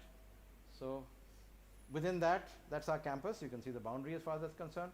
This is a 450 acre forest, reserve forest. On this side is a lake. So actually, quite by accident, we got a lab because of the sighting that we got, and we made a choice, of course. Fine. You can see what it is. We're building it, but we're doing something a little bit different from what we normally do in terms of planning and design. And that is, we are designing the ecological services first and the built environment after that. जो उल्टा होता है ना, हमारे यहाँ पे पहले जाके बसो, उसके बाद 20 साल पानी आएगा, उसके बाद सब कुछ आएगा ना. The thing is, we have to invert the process of dealing with planning and development, because the critical constraint for us is कि आपको खाना चाहिए, आपको पानी चाहिए. अगर ये चीज़ें नहीं होंगी तो आपका शहर कहाँ से बसेगा? And we have a wonderful experiment, because there is a development here which I would say in about 7-8 years we'll have 1 lakh people alongside it. So we're trying to look at how we can balance things. It's a live experiment in some senses. So anyway, this is a land use. But this is the most important thing that we're trying to test out. We're actually looking at how we can integrate these multiple systems and how that's related to sustainable development. So first, most important, पानी के बिना कुछ नहीं हो सकता. And I'll show it to you in a second. And there's some remarkable things that we're able to do because we're conserving water. Without biodiversity, even if you have the water, it doesn't work, because that's where life is and that's where food will come from. And then I saw some nice things there with students upstairs. We're doing something which seems rather crazy. I've actually got 2.5 acres under urban agriculture. when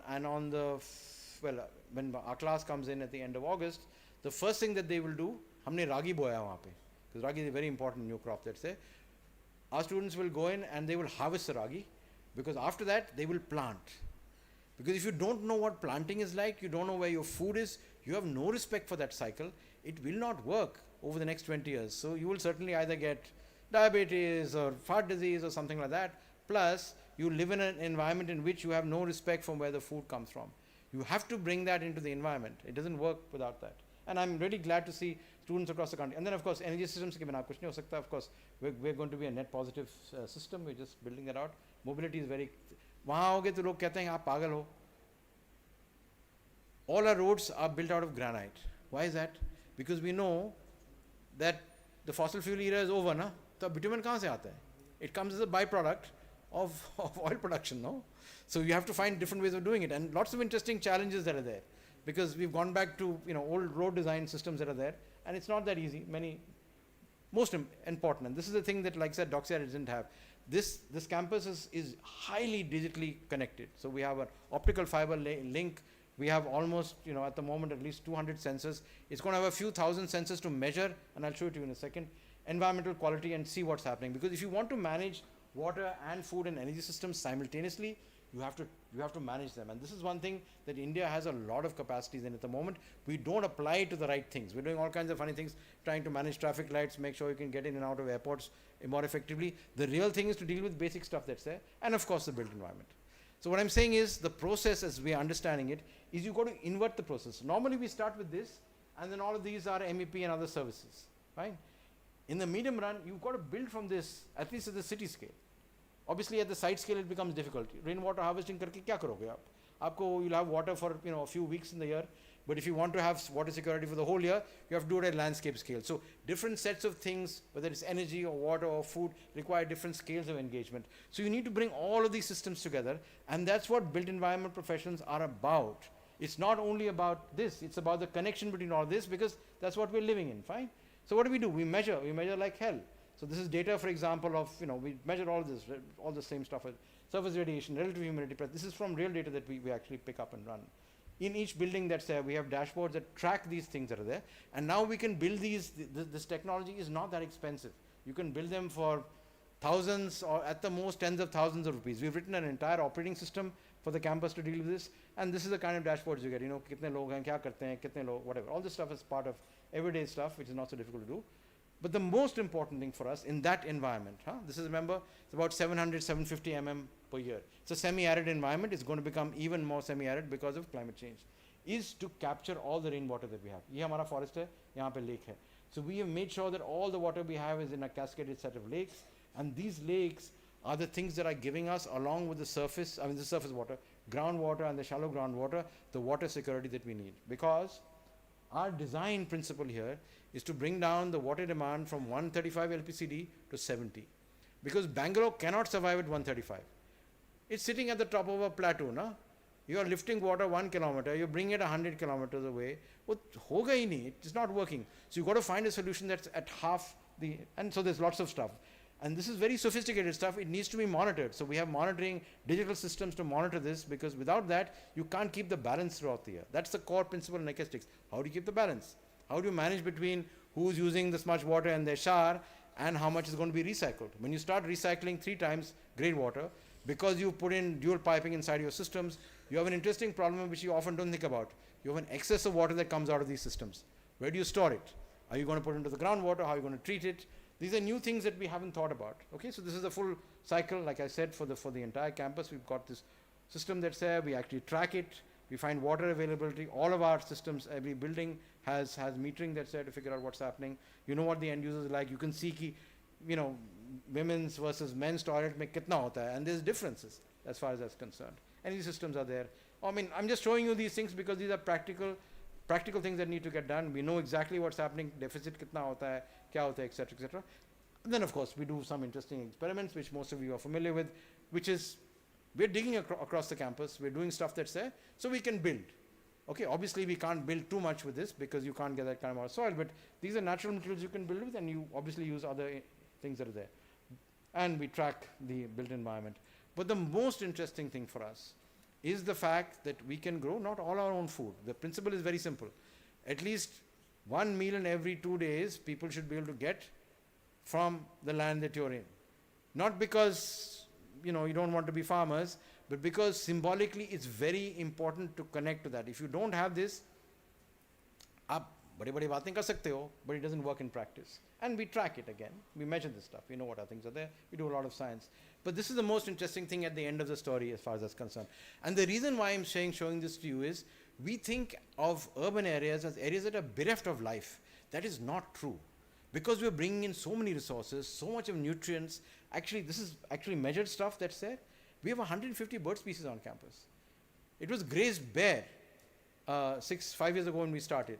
But because you brought back the soil, we brought back the water, and we are net positive in terms of solid waste, everything is coming back. हमको कुछ करने की ज़रूरत नहीं. We're just sitting there and watching how it's actually happening. Because life is there, na? पानी है, खाना है. So all of these things actually come back, and like we said, no? So we have so many butterfly species. We have 19 mammals, including 1 human species on campus, right? Which is both the challenge and the opportunity in some senses. So what I'm saying is, these are practical, simple things to do. Obviously, it's difficult to do it in a large metropolitan area in Mumbai. You don't have the land, you can't do all of these things that are there. But in smaller places, these are possible to do. Students can see them, they can touch them, they can see how these changes can be made. Because if you don't know how you can make these changes in your own life, अब क्या करोगे ना? किसका घर बनाओगे? किसको बसाओगे? और बदलाव कैसे लाओगे? So it's a question of scale. I've showed you all the way from the global to the local as far as that's concerned. It's also the question across disciplines. It's also a question of different types of institutions. We work with so many people across the country. But this is possible. We're doing it now. We're making lots of mistakes. But that's the only way for us to learn. And we have to do it in our own context. बाहर से ideas अच्छी हैं, but जब हम यहाँ करते हैं ना, we learn a whole range of things which are very different, because we are a different set of cultures, no? Even our own cultures are so different. So we have to give ourselves the opportunity to learn, to experiment, to fail, and then hopefully in time to succeed, to do some interesting things using the science of whatever you call it, acoustics, human settlements. हमारे यहाँ पे भी हम संस्कृत में कुछ कह सकते हैं, कुछ और language में कह सकते हैं. But this is a common, in a sense, it's a common heritage of humanity, of being able to think very practically and simply on the ground. So thank you very much. Sorry for taking so much of time.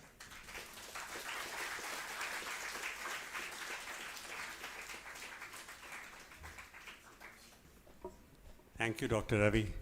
One doesn't know how to respond. It is an amazing, extremely illuminating, all-encompassing, fascinating presentation, and I think it really requires much more interaction, and there'll be a lot of stuff to learn. All the professionals here and the students would really it'll be very important for them to learn a lot from your presentations, and I hope this interaction between your institute and our institute continues. First of all, Doctor, you deserve a standing ovation. So, wait. So I invite everyone to give you a standing ovation. That's the first thing. Secondly, you have sort of brought back memories. Please sit down. About Dr. his thinking, his way of talking, way of working, and all that. It was absolutely enormous. And of course, what he said 50 years ago, now you are showing the way forward, because things have completely changing. 57 degrees centigrade as in some parts, scarcity of water in North Africa. All these things we are experiencing now because of the destruction that we have created, use of plastic and what. I don't want to go into detail. But as far as Dr. thinking is concerned, whenever he was invited to lecture, he made it very simple. In China, he was asked how to reduce population. So he said, all those living in the city, paint them red. All those who are in villages, paint them green. And at the end of the day, all the green people have to go back. Then they said, but this is impracticable. We don't have so many people to do all these things. So I said, exactly. You cannot stop this. People will do whatever they want to. They will go to places where they have opportunity. And then he was talking about planning process. We are doing 5-year plan. First of all, to make that 5-year plan, we take 4 years. And then you make it 15-year plan. And even at the end of 5 years, half the things are not complete. And people have done everything. The slums are growing. Now all these things are happening. So what is the solution for this? It's to kill all the scientists and politicians. That is not practical. So he said, we have got to suffer because what they do. And whatever is possible within our capacity, we try and enjoy life to the extent that is possible. And then he was used to tell a story about urbanization. A chap found a skunk in his house. And his friend suggested that you put food across from his house to the jungle, which was just a few kilometers away. So he did that. And that skunk went there, and next day he found 3 more skunks. Now, he was a wonderful speaker. And first of all, he said, we don't know enough. So we must find out data and then find solutions. And these solutions cannot be found individually. It has to be a multidisciplinary task, what you are doing in Bangalore. And all in all, it was a pleasure. And you know, some of the things that he said, and people have done it, like Detroit City or even New Athens. We have corresponding examples in Navi Mumbai and so forth, which has helped to some extent, but it's not all the way. Now we have got to see how these 100 smart cities will be implemented, where will be the resources, how much time it will take. But all said and done, you have done a wonderful discourse. So thank you.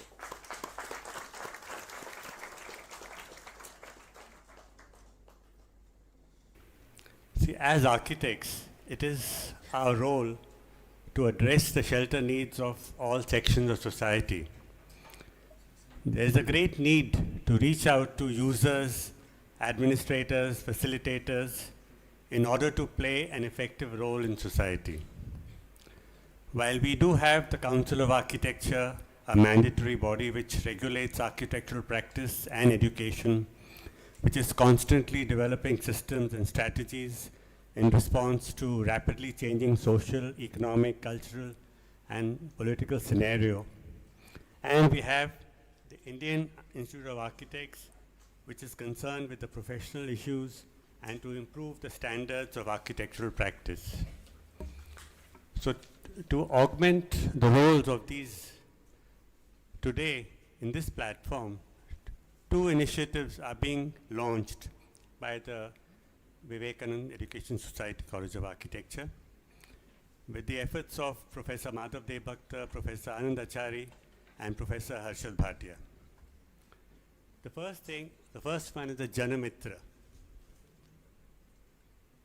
So the Janamitra portal is set up to reach out to architects, to reach out architectural services to the general public who are either not aware or do not have access to professional help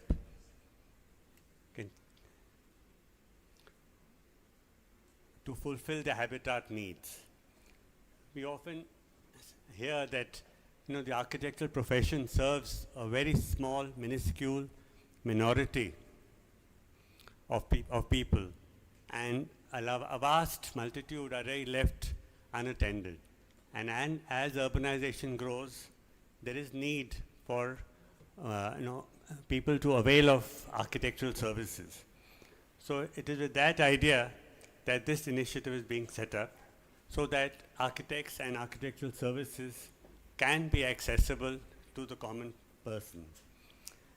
And they can address, it can address requests of architectural queries as well as public issues.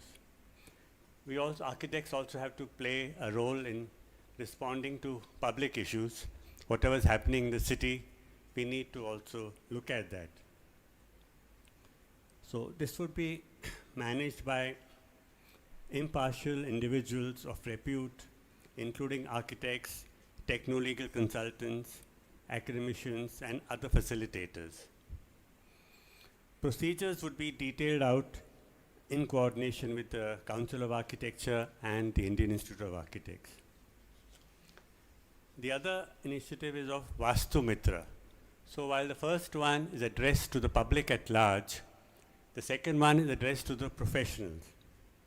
So the Vastu Mitra is addressed to professionals to enhance their skills, to face the paradigm shift, to regain a leadership role in the profession of the built environment.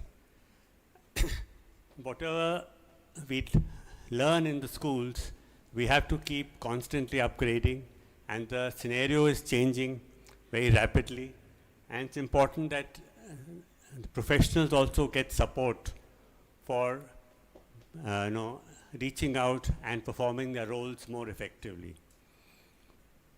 So in this case also the professionals would be invited as members and serve as mentors. So this is these are the two initiatives that we are launching today, and we hope to take it forward. And with the President of the Council of Architecture, present with us, we'll just see how we can take it forward and how it can even spread. We haven't been able to have the President of the Indian Institute of Architects today because they had their own meetings today. They have sent us their good wishes, but we're happy that there are other Indian Institute of Architects Mumbai Center functionaries here, and we also have a vast arena, a lot of people from the educational field. So we need to put our hands together and further this initiative. Now I would like to introduce our next speaker, but I can't dare to introduce him. It is a great pleasure to have Professor Madhav Debakta with us today. He is a father figure to the VESCOA, and he's involved with the college right from its inception. A very busy young man, always full of ideas, initiatives, and energy unsurpassed. He always wants to do things in various arenas, and he is putting, he's got a vast experience, in the field of, in the profession, in the field of education, and he has headed so many institutions, including the Indian Institute of Architects, the World Society for Ekistics. He's been heading so many schools of architecture, like the IIHS and Academy of Architecture. So he's really had a great amount of experience, and it is so nice that he shares it with us and keeps pushing us all to do better and better. He has won the IIA Madhav Gold Medal Award for Architectural Education, and also a gold medal from MASA. So one could go on and on, about all his achievements. Now I would like him to say a few words to us. Mr. Madhav Debakta. Thank you, Professor Nagar. Professor Abhay Purohit, Dr. Aromar Revi, members, rather invited guests like Vijay Soni, and I don't want to mention all the names, but I would like to introduce to you architect from Bangalore who has come specially, and that is Meghna Srivastava.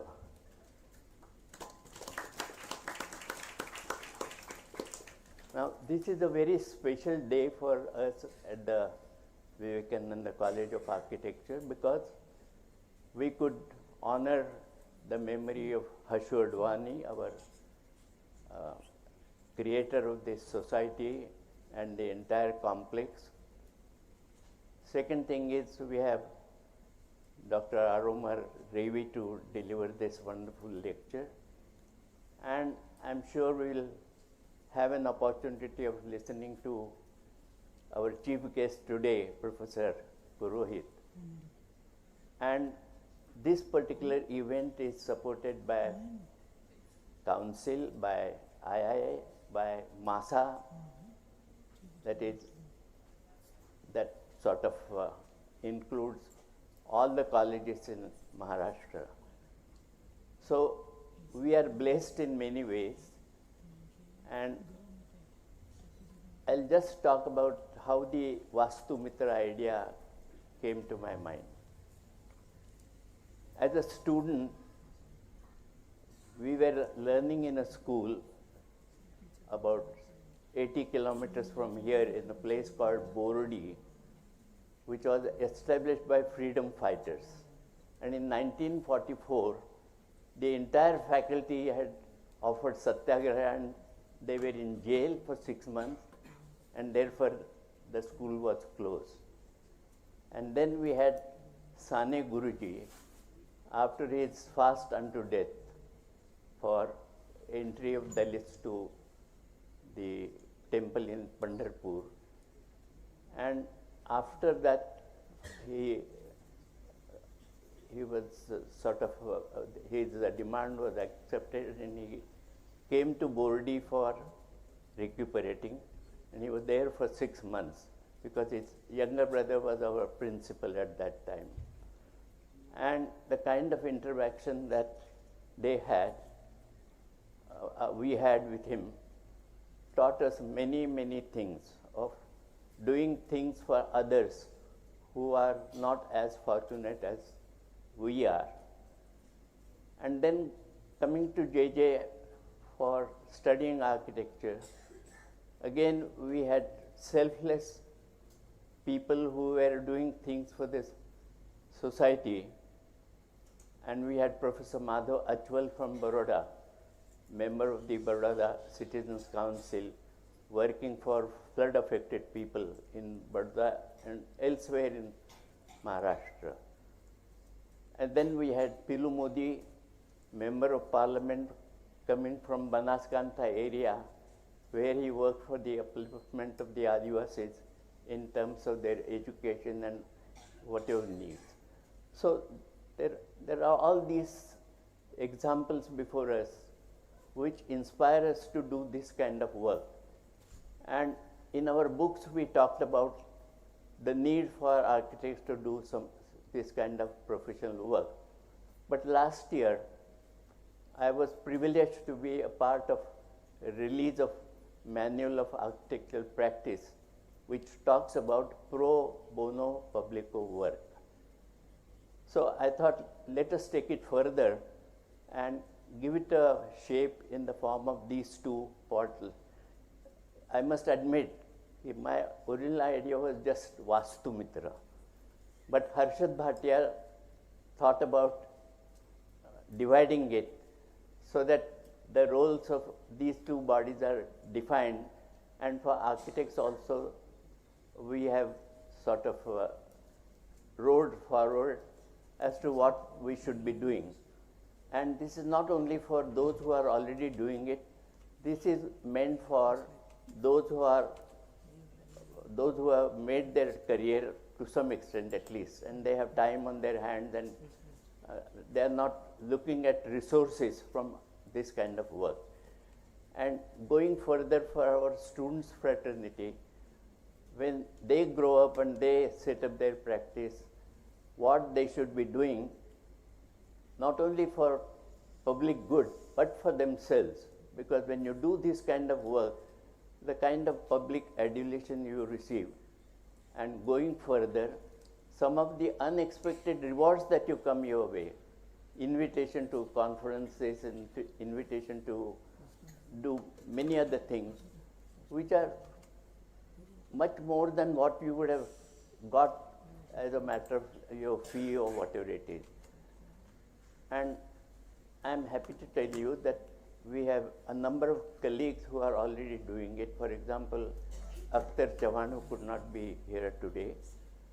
When the earthquake happened near Palitana in Gujarat and Latur, he was the principal of Revi College. He took 3 trucks to Palitana and later on to Latur with clothes and food and everything. And he took a team of students to help people in sort of repairing their houses to the extent possible. That way, you know, there are so many other examples, like for example, Satyarthi. Till he got Nobel Prize, nobody knew that he was doing the kind of work that he was doing. Mother Teresa, of course, everybody knew because she was talked about and all that. Now, all these people are inspiration for us to do whatever we can. And when we do this kind of work, we don't have to sacrifice our whatever work that we are doing or whatever pastimes that we are enjoying, visits to friends or whatever. We have lots of time on our hand where we can do these things. And once you are known that you are doing this kind of work, then people start coming to you. Now, I can go on and on about this thing, but I am extremely happy that today, on Hashu Advani's death anniversary, we are launching these 2 platforms. And our council president as well as II president have accepted these 2 platforms as a part of their sort of whatever activities they are doing otherwise. So, thank you, sir. And I would, before I end, I would like Meghna to say something. She has come specially from Bangalore to attend this function. I would like to just congratulate everybody who have made it to the event, and amazing vision, Madhav sir. I think all that dignitaries have right now spoken, their concerns and their vision can be brought together through these 2 initiatives that we have planned. I will try my best to contribute and see how Jan Mitra and Vastu Mitra is part of every professional's day-to-day activity, and he's able to gain most of it. Thanks. Thank you, sir. Thank you, Meghna.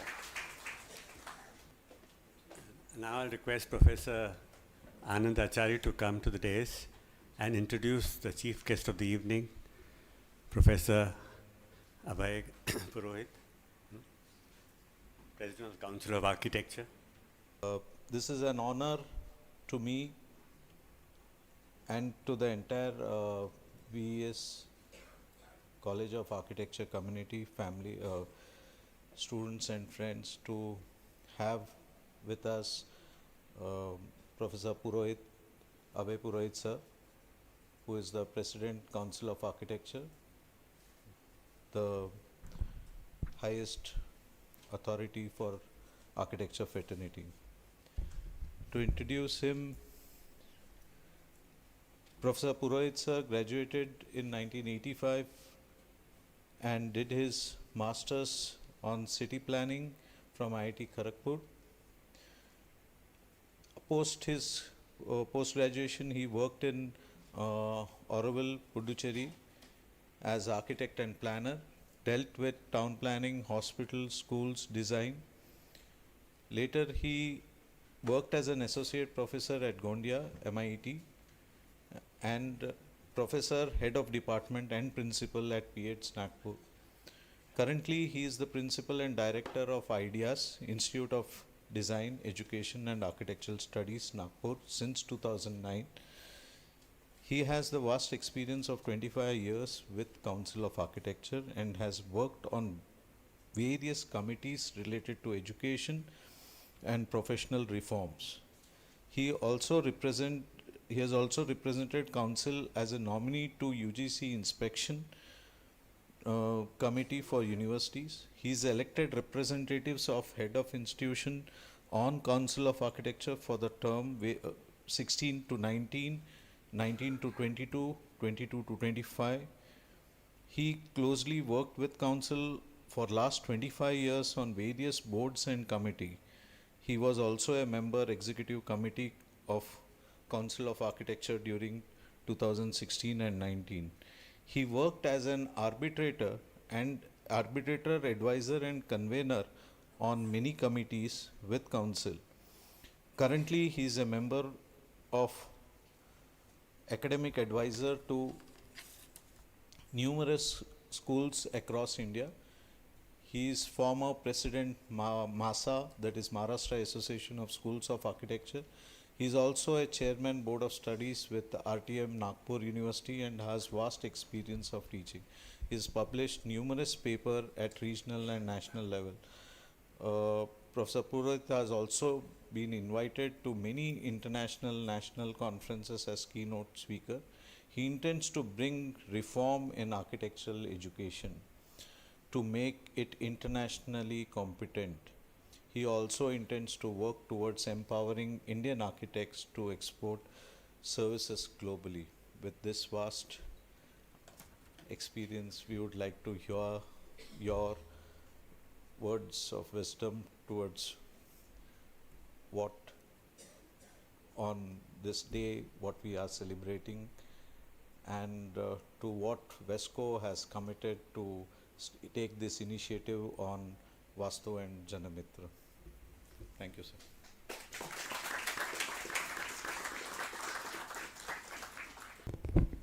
Vande Mataram.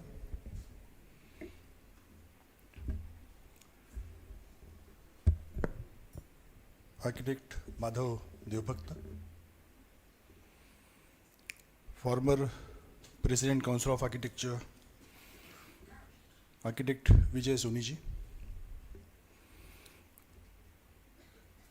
Dr. Aromar Revi, the keynote speaker of today's function, Professor Milind Kolaigal, Member Council of Architecture, all the experts in the architectural field, teachers, students. At the outset,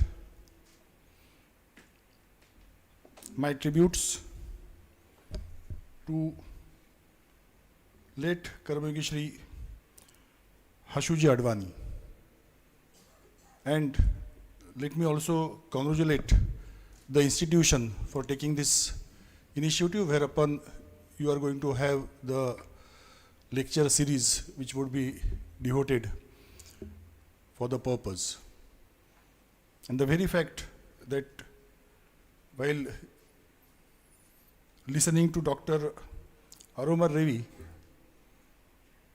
I understand that the purpose is going to be absolutely successful.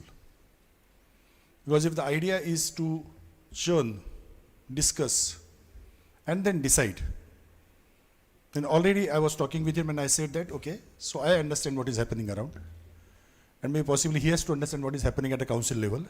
And so I said that council and IIHS are going to be coming at on a same sort of a platform, whereupon there could be a lot of things which could be further more explored, and maybe what I call as a joining the dots would be absolutely possible, because if we are talking about the whole ecosystem as such, then I believe that the architects and the planners and the urban designers and landscape architects and conservation architects and so on and so forth have a major role somewhere to play. And while playing this role as such, if certain things need to be actually told to them, saying that whatever role, because I was looking at those graphs very critically, and so if we have to also educate them about certain things, then it is important that we should be capable of joining the dots. Because many a times it is the data which would be spilling out something, ground realities are something else, and that's what we were talking about. And when that happens as such, and we know that we are at a very, very critical juncture, it's almost the crossroads, I keep on referring to it. I mean, may it be the education, may it be profession, may it be the technology, It's all very, very different. We have disruptive technologies which were coming in, which was referred in your slide also as well. And that is going to change the entire scenario, the way we are going to look at the world. So whatever was happening in the past may or may not be necessarily the sort of the inspiration for the future. I mean, we have come to a level whereupon we are talking about a sort of a civilization which actually could be having its own very, very different ways of looking at the things. So possibly we have come to that level, and that needs to be realized. I'm not necessarily talking about a civilization which is progressive. It would depend as to how we are going to look at it. It depends how carefully are we going to handle the situation. While discussing on the climate change, I was discussing with my professor, and my professor said that, what are you talking about? Earth is going to get affected by the climate change. He said that Earth is anyways into that process of change. You better check with yourself. You better check for yourself. Most vulnerable species is the human beings. And if you are not going to check on these scenarios as such, then there's a chance that you would be eradicated. And that is what it is. The human race would get eradicated in case if we are not responding to the situations in a proper fashion. Now, if that is what is the simple definition of it, biodiversity, I mean, whatever factors have been listed out there, when we have seen the dinosaurs coming and walking out of this, and again the life would regenerate. How many million years would be required after that, I don't know. But at the same point of time, Earth has that kind of a self-cleansing tendencies. Self-cleansing. अब जिसको आप ये भी बोल दो कि ऐसा ऐसा हुआ महाप्रलय आया, when that is there, right? Puranas have already listed Mahapralayas. Puranas has almost told you at one point of time as such, there was only this one man and one lady possibly was living, and from there as such the things have been, I mean, almost to the parallel concepts which are coming from the Bible. Manu. We are on verge of it. Whatever we are talking about, this is what is going to happen, and it's not going to do any harm to the earth. It is going to be doing the harm to us. The dinosaurs have gone out of it. The human race also could get eradicated. It is better that we save ourselves. Biodiversity, which we are talking about, essentially is required for, again, us. Because whatever factors we are listing out, food for us, water for us, earth doesn't need anything. Anyways, but when we understand that as such, that means that it is a much, much more responsible behavior which is expected at all spheres, and it is also necessary that now we have to do it with the full knowledge, understanding the consequences as to how the things are going to happen. And for that purpose, we have to be very, very responsible and sensitive and sensible. So this is a great effort. It was a pleasure basically listening to him, and naturally, actually, as it happens with me as such, I find out the resource and I don't leave it. I mean, that is the only job which I keep on doing. I'm not an expert in possibly any field, but I understand to get the experts on board, and basically when that happens as such, we could be always capable of moving in the right direction. I'm very happy to see that two initiatives, that Vastu Mitra, along with Vastu Mitra as such, we have another initiative which is Jana Mitra. So these two initiatives, sir, I promise you that we have to, of course, finish it properly in a format as such, and which we would take up. And once that happens as such, we would actually even promote it, because there are certain minor things which I need to check on, whereupon administratively we have to be correct. So which I am discussing with Anand, and we would work it out, and that would be rolled out in a short time span. I understand that being a President Council of Architecture as such, you intend to also hear from me about what is going to happen. Now, as I said, we are on the crossroads as such, and we have to understand that the education is also in a change mode, and the profession also has to be changed. And why? And again, in the discussions which was coming in, the presentation which the guest of honor which he has provided, it is very, very clear that the focus has to be on the rural sort of a thing. And the data which, again, I keep on talking about it, and its manifestations, I understand that what is happening around as such, and I said that the architectural services are actually accessible to only almost 5% of the population. 95% population doesn't have access to architectural services. Our image as the one who is serving the rich and the elite itself needs to be changed.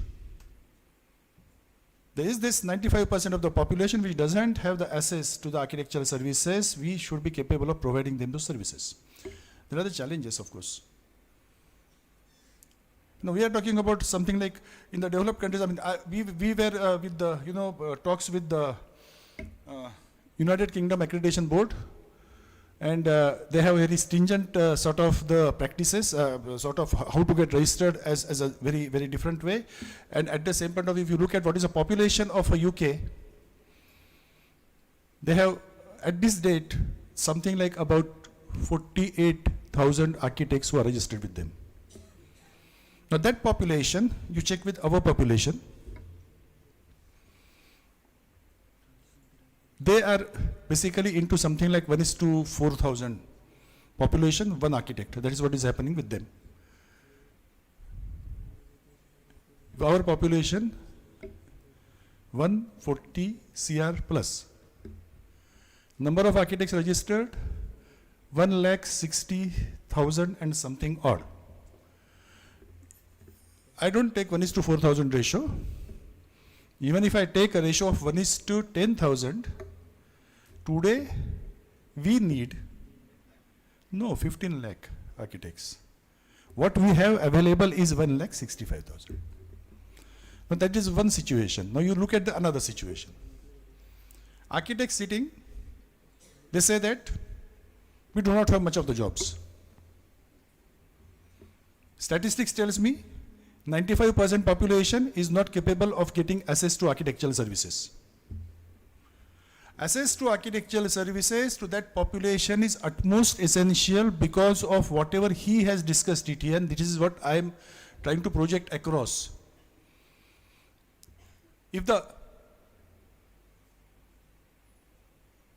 architects are not available, then naturally that has to be taken by somebody else, and if that somebody else is going to provide the inferior services as such, then it is going to be hampering to your entire sort of the ecosystem.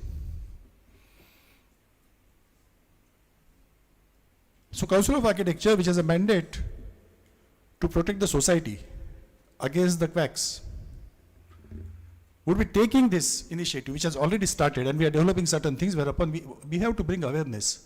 Because whatever, even again, which was discussed here as such, also needs a lot of awareness, lot of initiatives.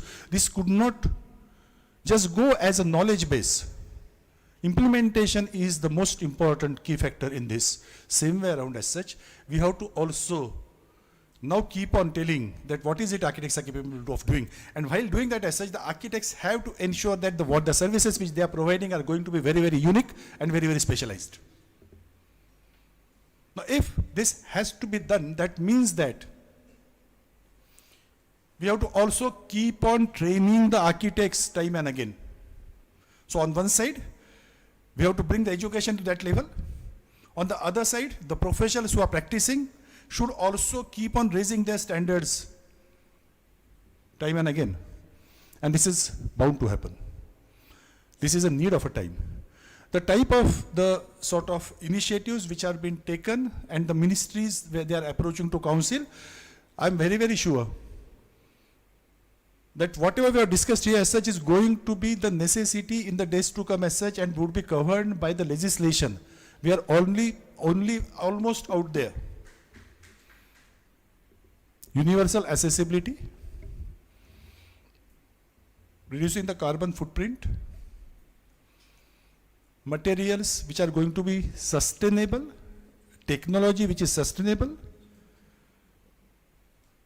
would not remain as an optional thing.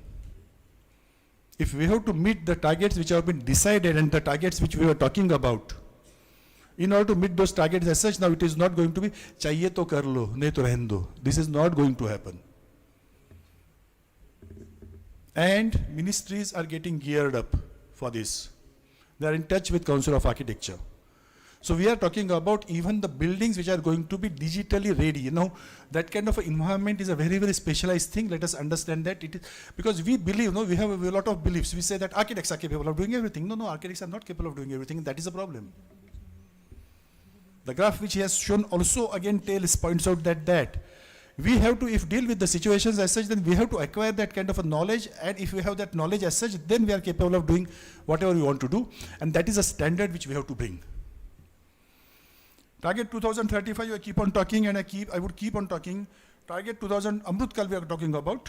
We are in Amrutkal, and we are going to be the biggest exporters of the services. And the architectural service has been actually recognized as one of the services. And why is it happening around is very, very clear again, that the world which is capable of affording it as such is by and large getting older, and we are getting younger. And the youngers take the responsibility of the elders. I mean, that is what is happening. So this is going to be inevitable. We have to provide ourselves. But of course, along with that as such, there will be other countries also who would be coming in competition. So if they are going to come with the higher sort of the standards, then it's going to be difficult for us. And so we have to raise our bar to that level whereupon we are really, really capable of coming to the global standards. Whatever has to be done, certainly would be done in this fashion, because we have to do it. Commerce Ministry also is after us, saying that start taking those steps. And I look at it as a positive thing happening to the profession. The profession which was considered as an optional profession as such would not be an optional profession anymore. It would be a sort of a compulsory profession. And I go a step forward and I say that as the medicinal things are basically very, very important. I mean, it is the state's responsibility. Doctors are provided. If a person is not capable of affording, a doctor is provided by state. It's a state responsibility. Lawyer also is a state responsibility.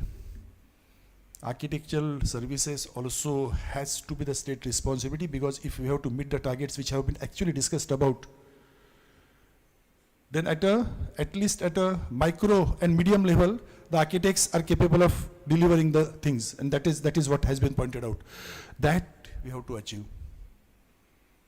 We have to also educate the society, the lawmakers, the policy makers about our capabilities. If we do that, I'm very, very sure that it is going to be a very, very bright future. It is going to be a very, very lucrative career for all. This is this forum I'm not using in terms of discussing as to what is happening to the students, but one thing which has to be understood is that we were talking about the digital technologies, we are talking about the different types of the materials which are emerging, we are talking about the artificial intelligence which is almost there, and this is going to change the entire way as to how we look at the education. We have to start discussing. We cannot afford to say that aayega tab dekha jayega. No, that is a very, very wrong approach. What we have to do is that we have to start discussing it right now today, because to my understanding as such, it's only going to give you something like about 2 to 3 years, not more than that. And you have to be at the helm of the affairs. At a council level as such, we would certainly put up that kind of a group, which we are already considering as such. I am trying to get across those who understand AI in a better fashion, better than me, should sit together, start discussing, and look at the system as to what it is going to happen. Of course, national education policy is there, so national education policy also is giving you one sort of the freedom. That also needs to be integrated, and we have already started doing certain steps for that.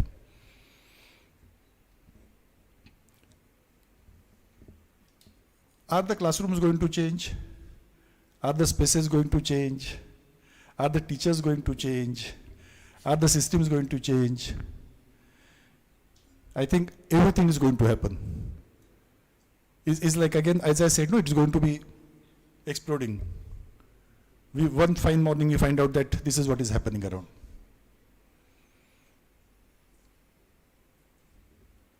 We would be, as a responsible architects as such, to my mind, apart from aesthetics, we have to focus on health, hygiene, safety, sustainability. These are going to be major sort of things, and along with that, as such, I keep on saying that it has to be the happiness index. Now, the happiness index could be actually aesthetical quality, or it could be beyond that. The clients should be satisfied. The spaces should be absolutely functional. We should be capable of conserving on the resources. I mean, I think that is a need of the time. And if we are looking at it from that angle as such, I think the profession is going to be extremely successful. I'm very glad to, look at the, like wherever I go as such, I take an opportunity to talk with the two types of the categories I talk about. One is the big architectural practices and the new ones. And I try to understand that what is it which is happening around, and let me tell you that the young architectural practices as well as the big architectural practices which I have visited as such, they do not have any kind of the major problems. I'm talking about good practices, of course. The young are also telling me that clients wise they do not have a problem, fees wise they do not have a problem. They are telling me.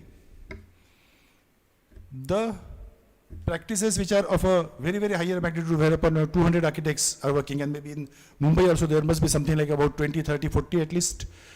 And so I intend to, also bring them on one table as such, and start talking with them and engaging with them and understand as to what is it which is happening around. Because these are guys, they are already rendering their services abroad. They are doing it already. Now, if they are capable of doing it as such, then the others also would be capable of doing it.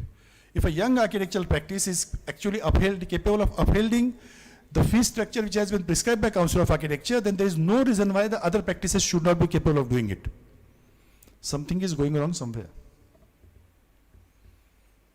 That gray area, as a professionals, you should be capable of identifying that what is it. And so let us identify it. Let's work on it. We also intend to recognize the importance of conservation, landscape, urban design, and other specializations. And we intend to constitute the groups at a council level as a subcommittees so that they can actually give a very clear vision as to what is it which has to be incorporated, what is it, how their practices should be conducted, etc., etc. That would happen soon. Professional examination is around the corner as such, and it also would be happening around. Possibly we are trying to link it with the protection of the architectural services. So on one side as such, you have the protection of the architectural services. On the other side as such, you can have professional examination. The professional examination is capable of then basically giving you the equivalence with the qualifications across the world. This is going to be happening around. For the students of architecture as such, let me tell you that you are absolutely at the right time, at the right place. I mean, if there would have been a possibility for me to go to a time machine as such, then I would have loved to be sitting with you actually learning in a fourth year, third year, or final year. Because I know that the type of the opportunities which you are going to get are immense, and the opportunities which were not seen by our generation at all. And those kind of the opportunities are going to come your way. So it is absolutely going to be a very nice sort of an ecosystem for you guys. Sky is going to be the limit. Multi-dimensional practices are possible. You are capable of dwelling from one area of a creativity to another area of creativity without any kind of the problems. And this was not happening previously. So today I find out that the architect also has a graphic design practice, and the architect also has is also a director of a movie, and the architect also is a set designer, and the architects, they are also good agriculturalists, and he was talking about, putting up those trees and all that. They already are into that. One of my students actually has purchased a land. He said, roaring practice. One fine morning he decided that this has to be done in some different fashion as such. He has purchased a land. He's doing a fantastic agriculture, and even our former president, Vijay Soni sir, also has started doing that. We are capable of doing it. We are versatile. And I'm sure, so these are the possibilities which are emerging. So that is how it is. I think I look at the constraint of our time, and so I wish all the very best to the institution. I have seen the work, of course, and last time also I visited, and I'm very, very proud to see that the institution is doing very, very well. So maybe this integration,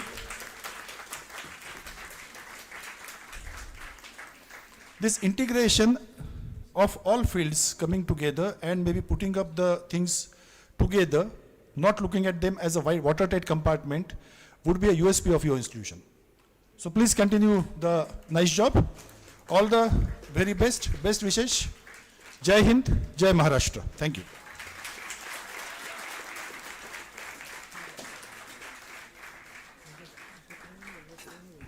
So thank you, Professor Purohit, for enlightening talk, and also to let us know what the council is planning to do. So a little memento in appreciation for your efforts to come here and delight us with your presentations.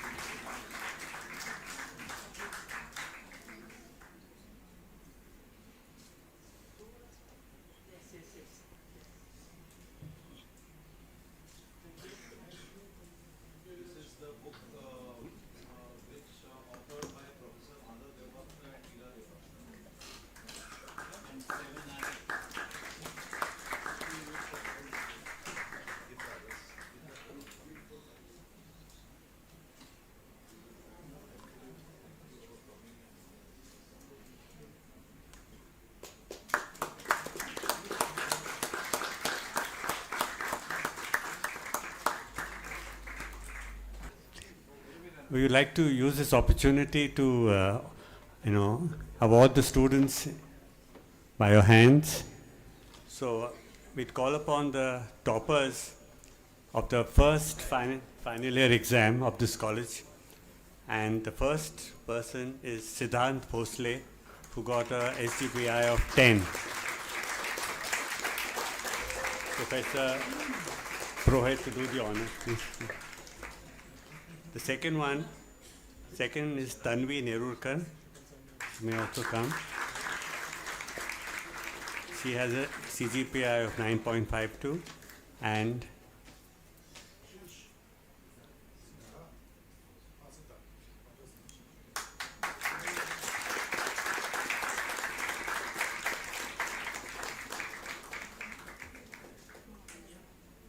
Tanvi Nerurkar.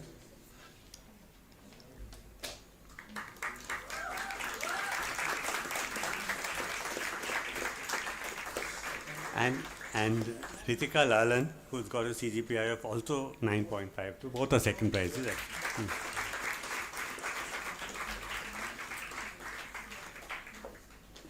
And for semester 6, which is also a university exam,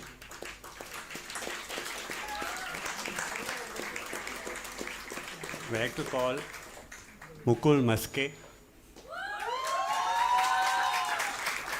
who has a CGPI of 9.83. Snehal Vaiti, 9.75.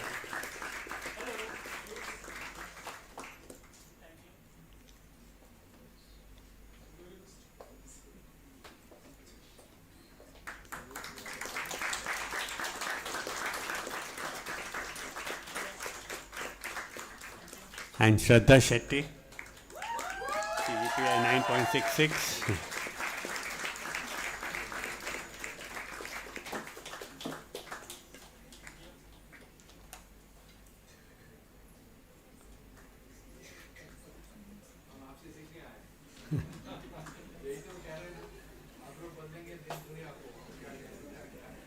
This is a big honor and privilege for Vivekanand Education Society of College of Architecture to have Professor Abhay Purohit, President Council of Architecture, and Dr. Aromar Revi as keynote speaker and guest of honor, and other dignitaries, Professor Vijay Soni sir, former President Council of Architecture, Milind Kolegal sir, Member Council of Architecture, Professor Madhav Debakta, who has been an inspiring, I won't say fatherly figure, it is a grandfatherly figure to us and for me, and he is constantly putting, I would receive almost every day 3 to 4 calls and saying, have you completed this, have you completed that, and continuously pushing us and to achieve what the intention of this program was. The main intention, just I would share one thought, was to get 3 different professions of bodies, Council of Architecture, Indian Institute of Architects, and MASA. Myself and Professor Harish, who are representing here as executive committee members of MASA, and also IIA, and we have IIA Bruin Mumbai Center chairperson, and this collaboration of council, IIA, and professional bodies along with colleges of architecture like MASA, it's a big step, and we want all 3 professions to work together in a closed loop and make sure that Janamitra and Vastumitra, the intention for the profession and for the people are, we try to knit it, help it out, and make sure, make our fraternity proud of these 3 organizations and work towards it. This entire event would not have been possible without the support of the entire management. I thank Shri Suresh Malkani sir, President VES, Shri Rajesh Gyani sir, Secretary VES, Shri Dr. Prakash Lula, Treasurer VES, and Architect Bansi Wadhwa sir, Trustee VES and Managing Trustee VESCO.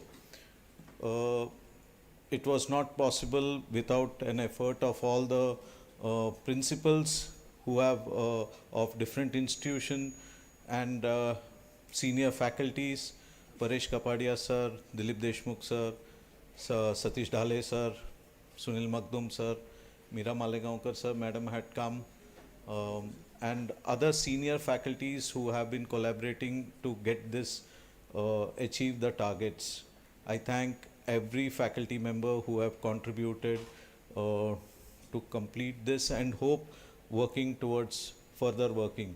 I thank the entire student council, all the student members who are working hard, also the admin staff led by Ms. Roshni More, and thanks to every one of you. Thank you.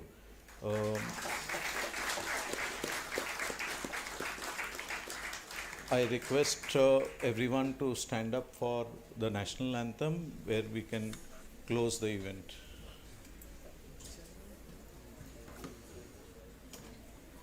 जनगण मन अधिनायक जय हे भारत भाग्य विधाता पंजाब सिंध गुजरात मराठा द्राविड उत्कल बंगा विंध्य हिमाचल यमुना गंगा उच्चल जलधि तरंगा तव शुभ नामे जागे तव शुभ आशीष मांगे गाहे तब जय गाथा जन गण मंगलदायक जय हे भारत भाग्य विधाता जय जय हे जय जय जय जय हे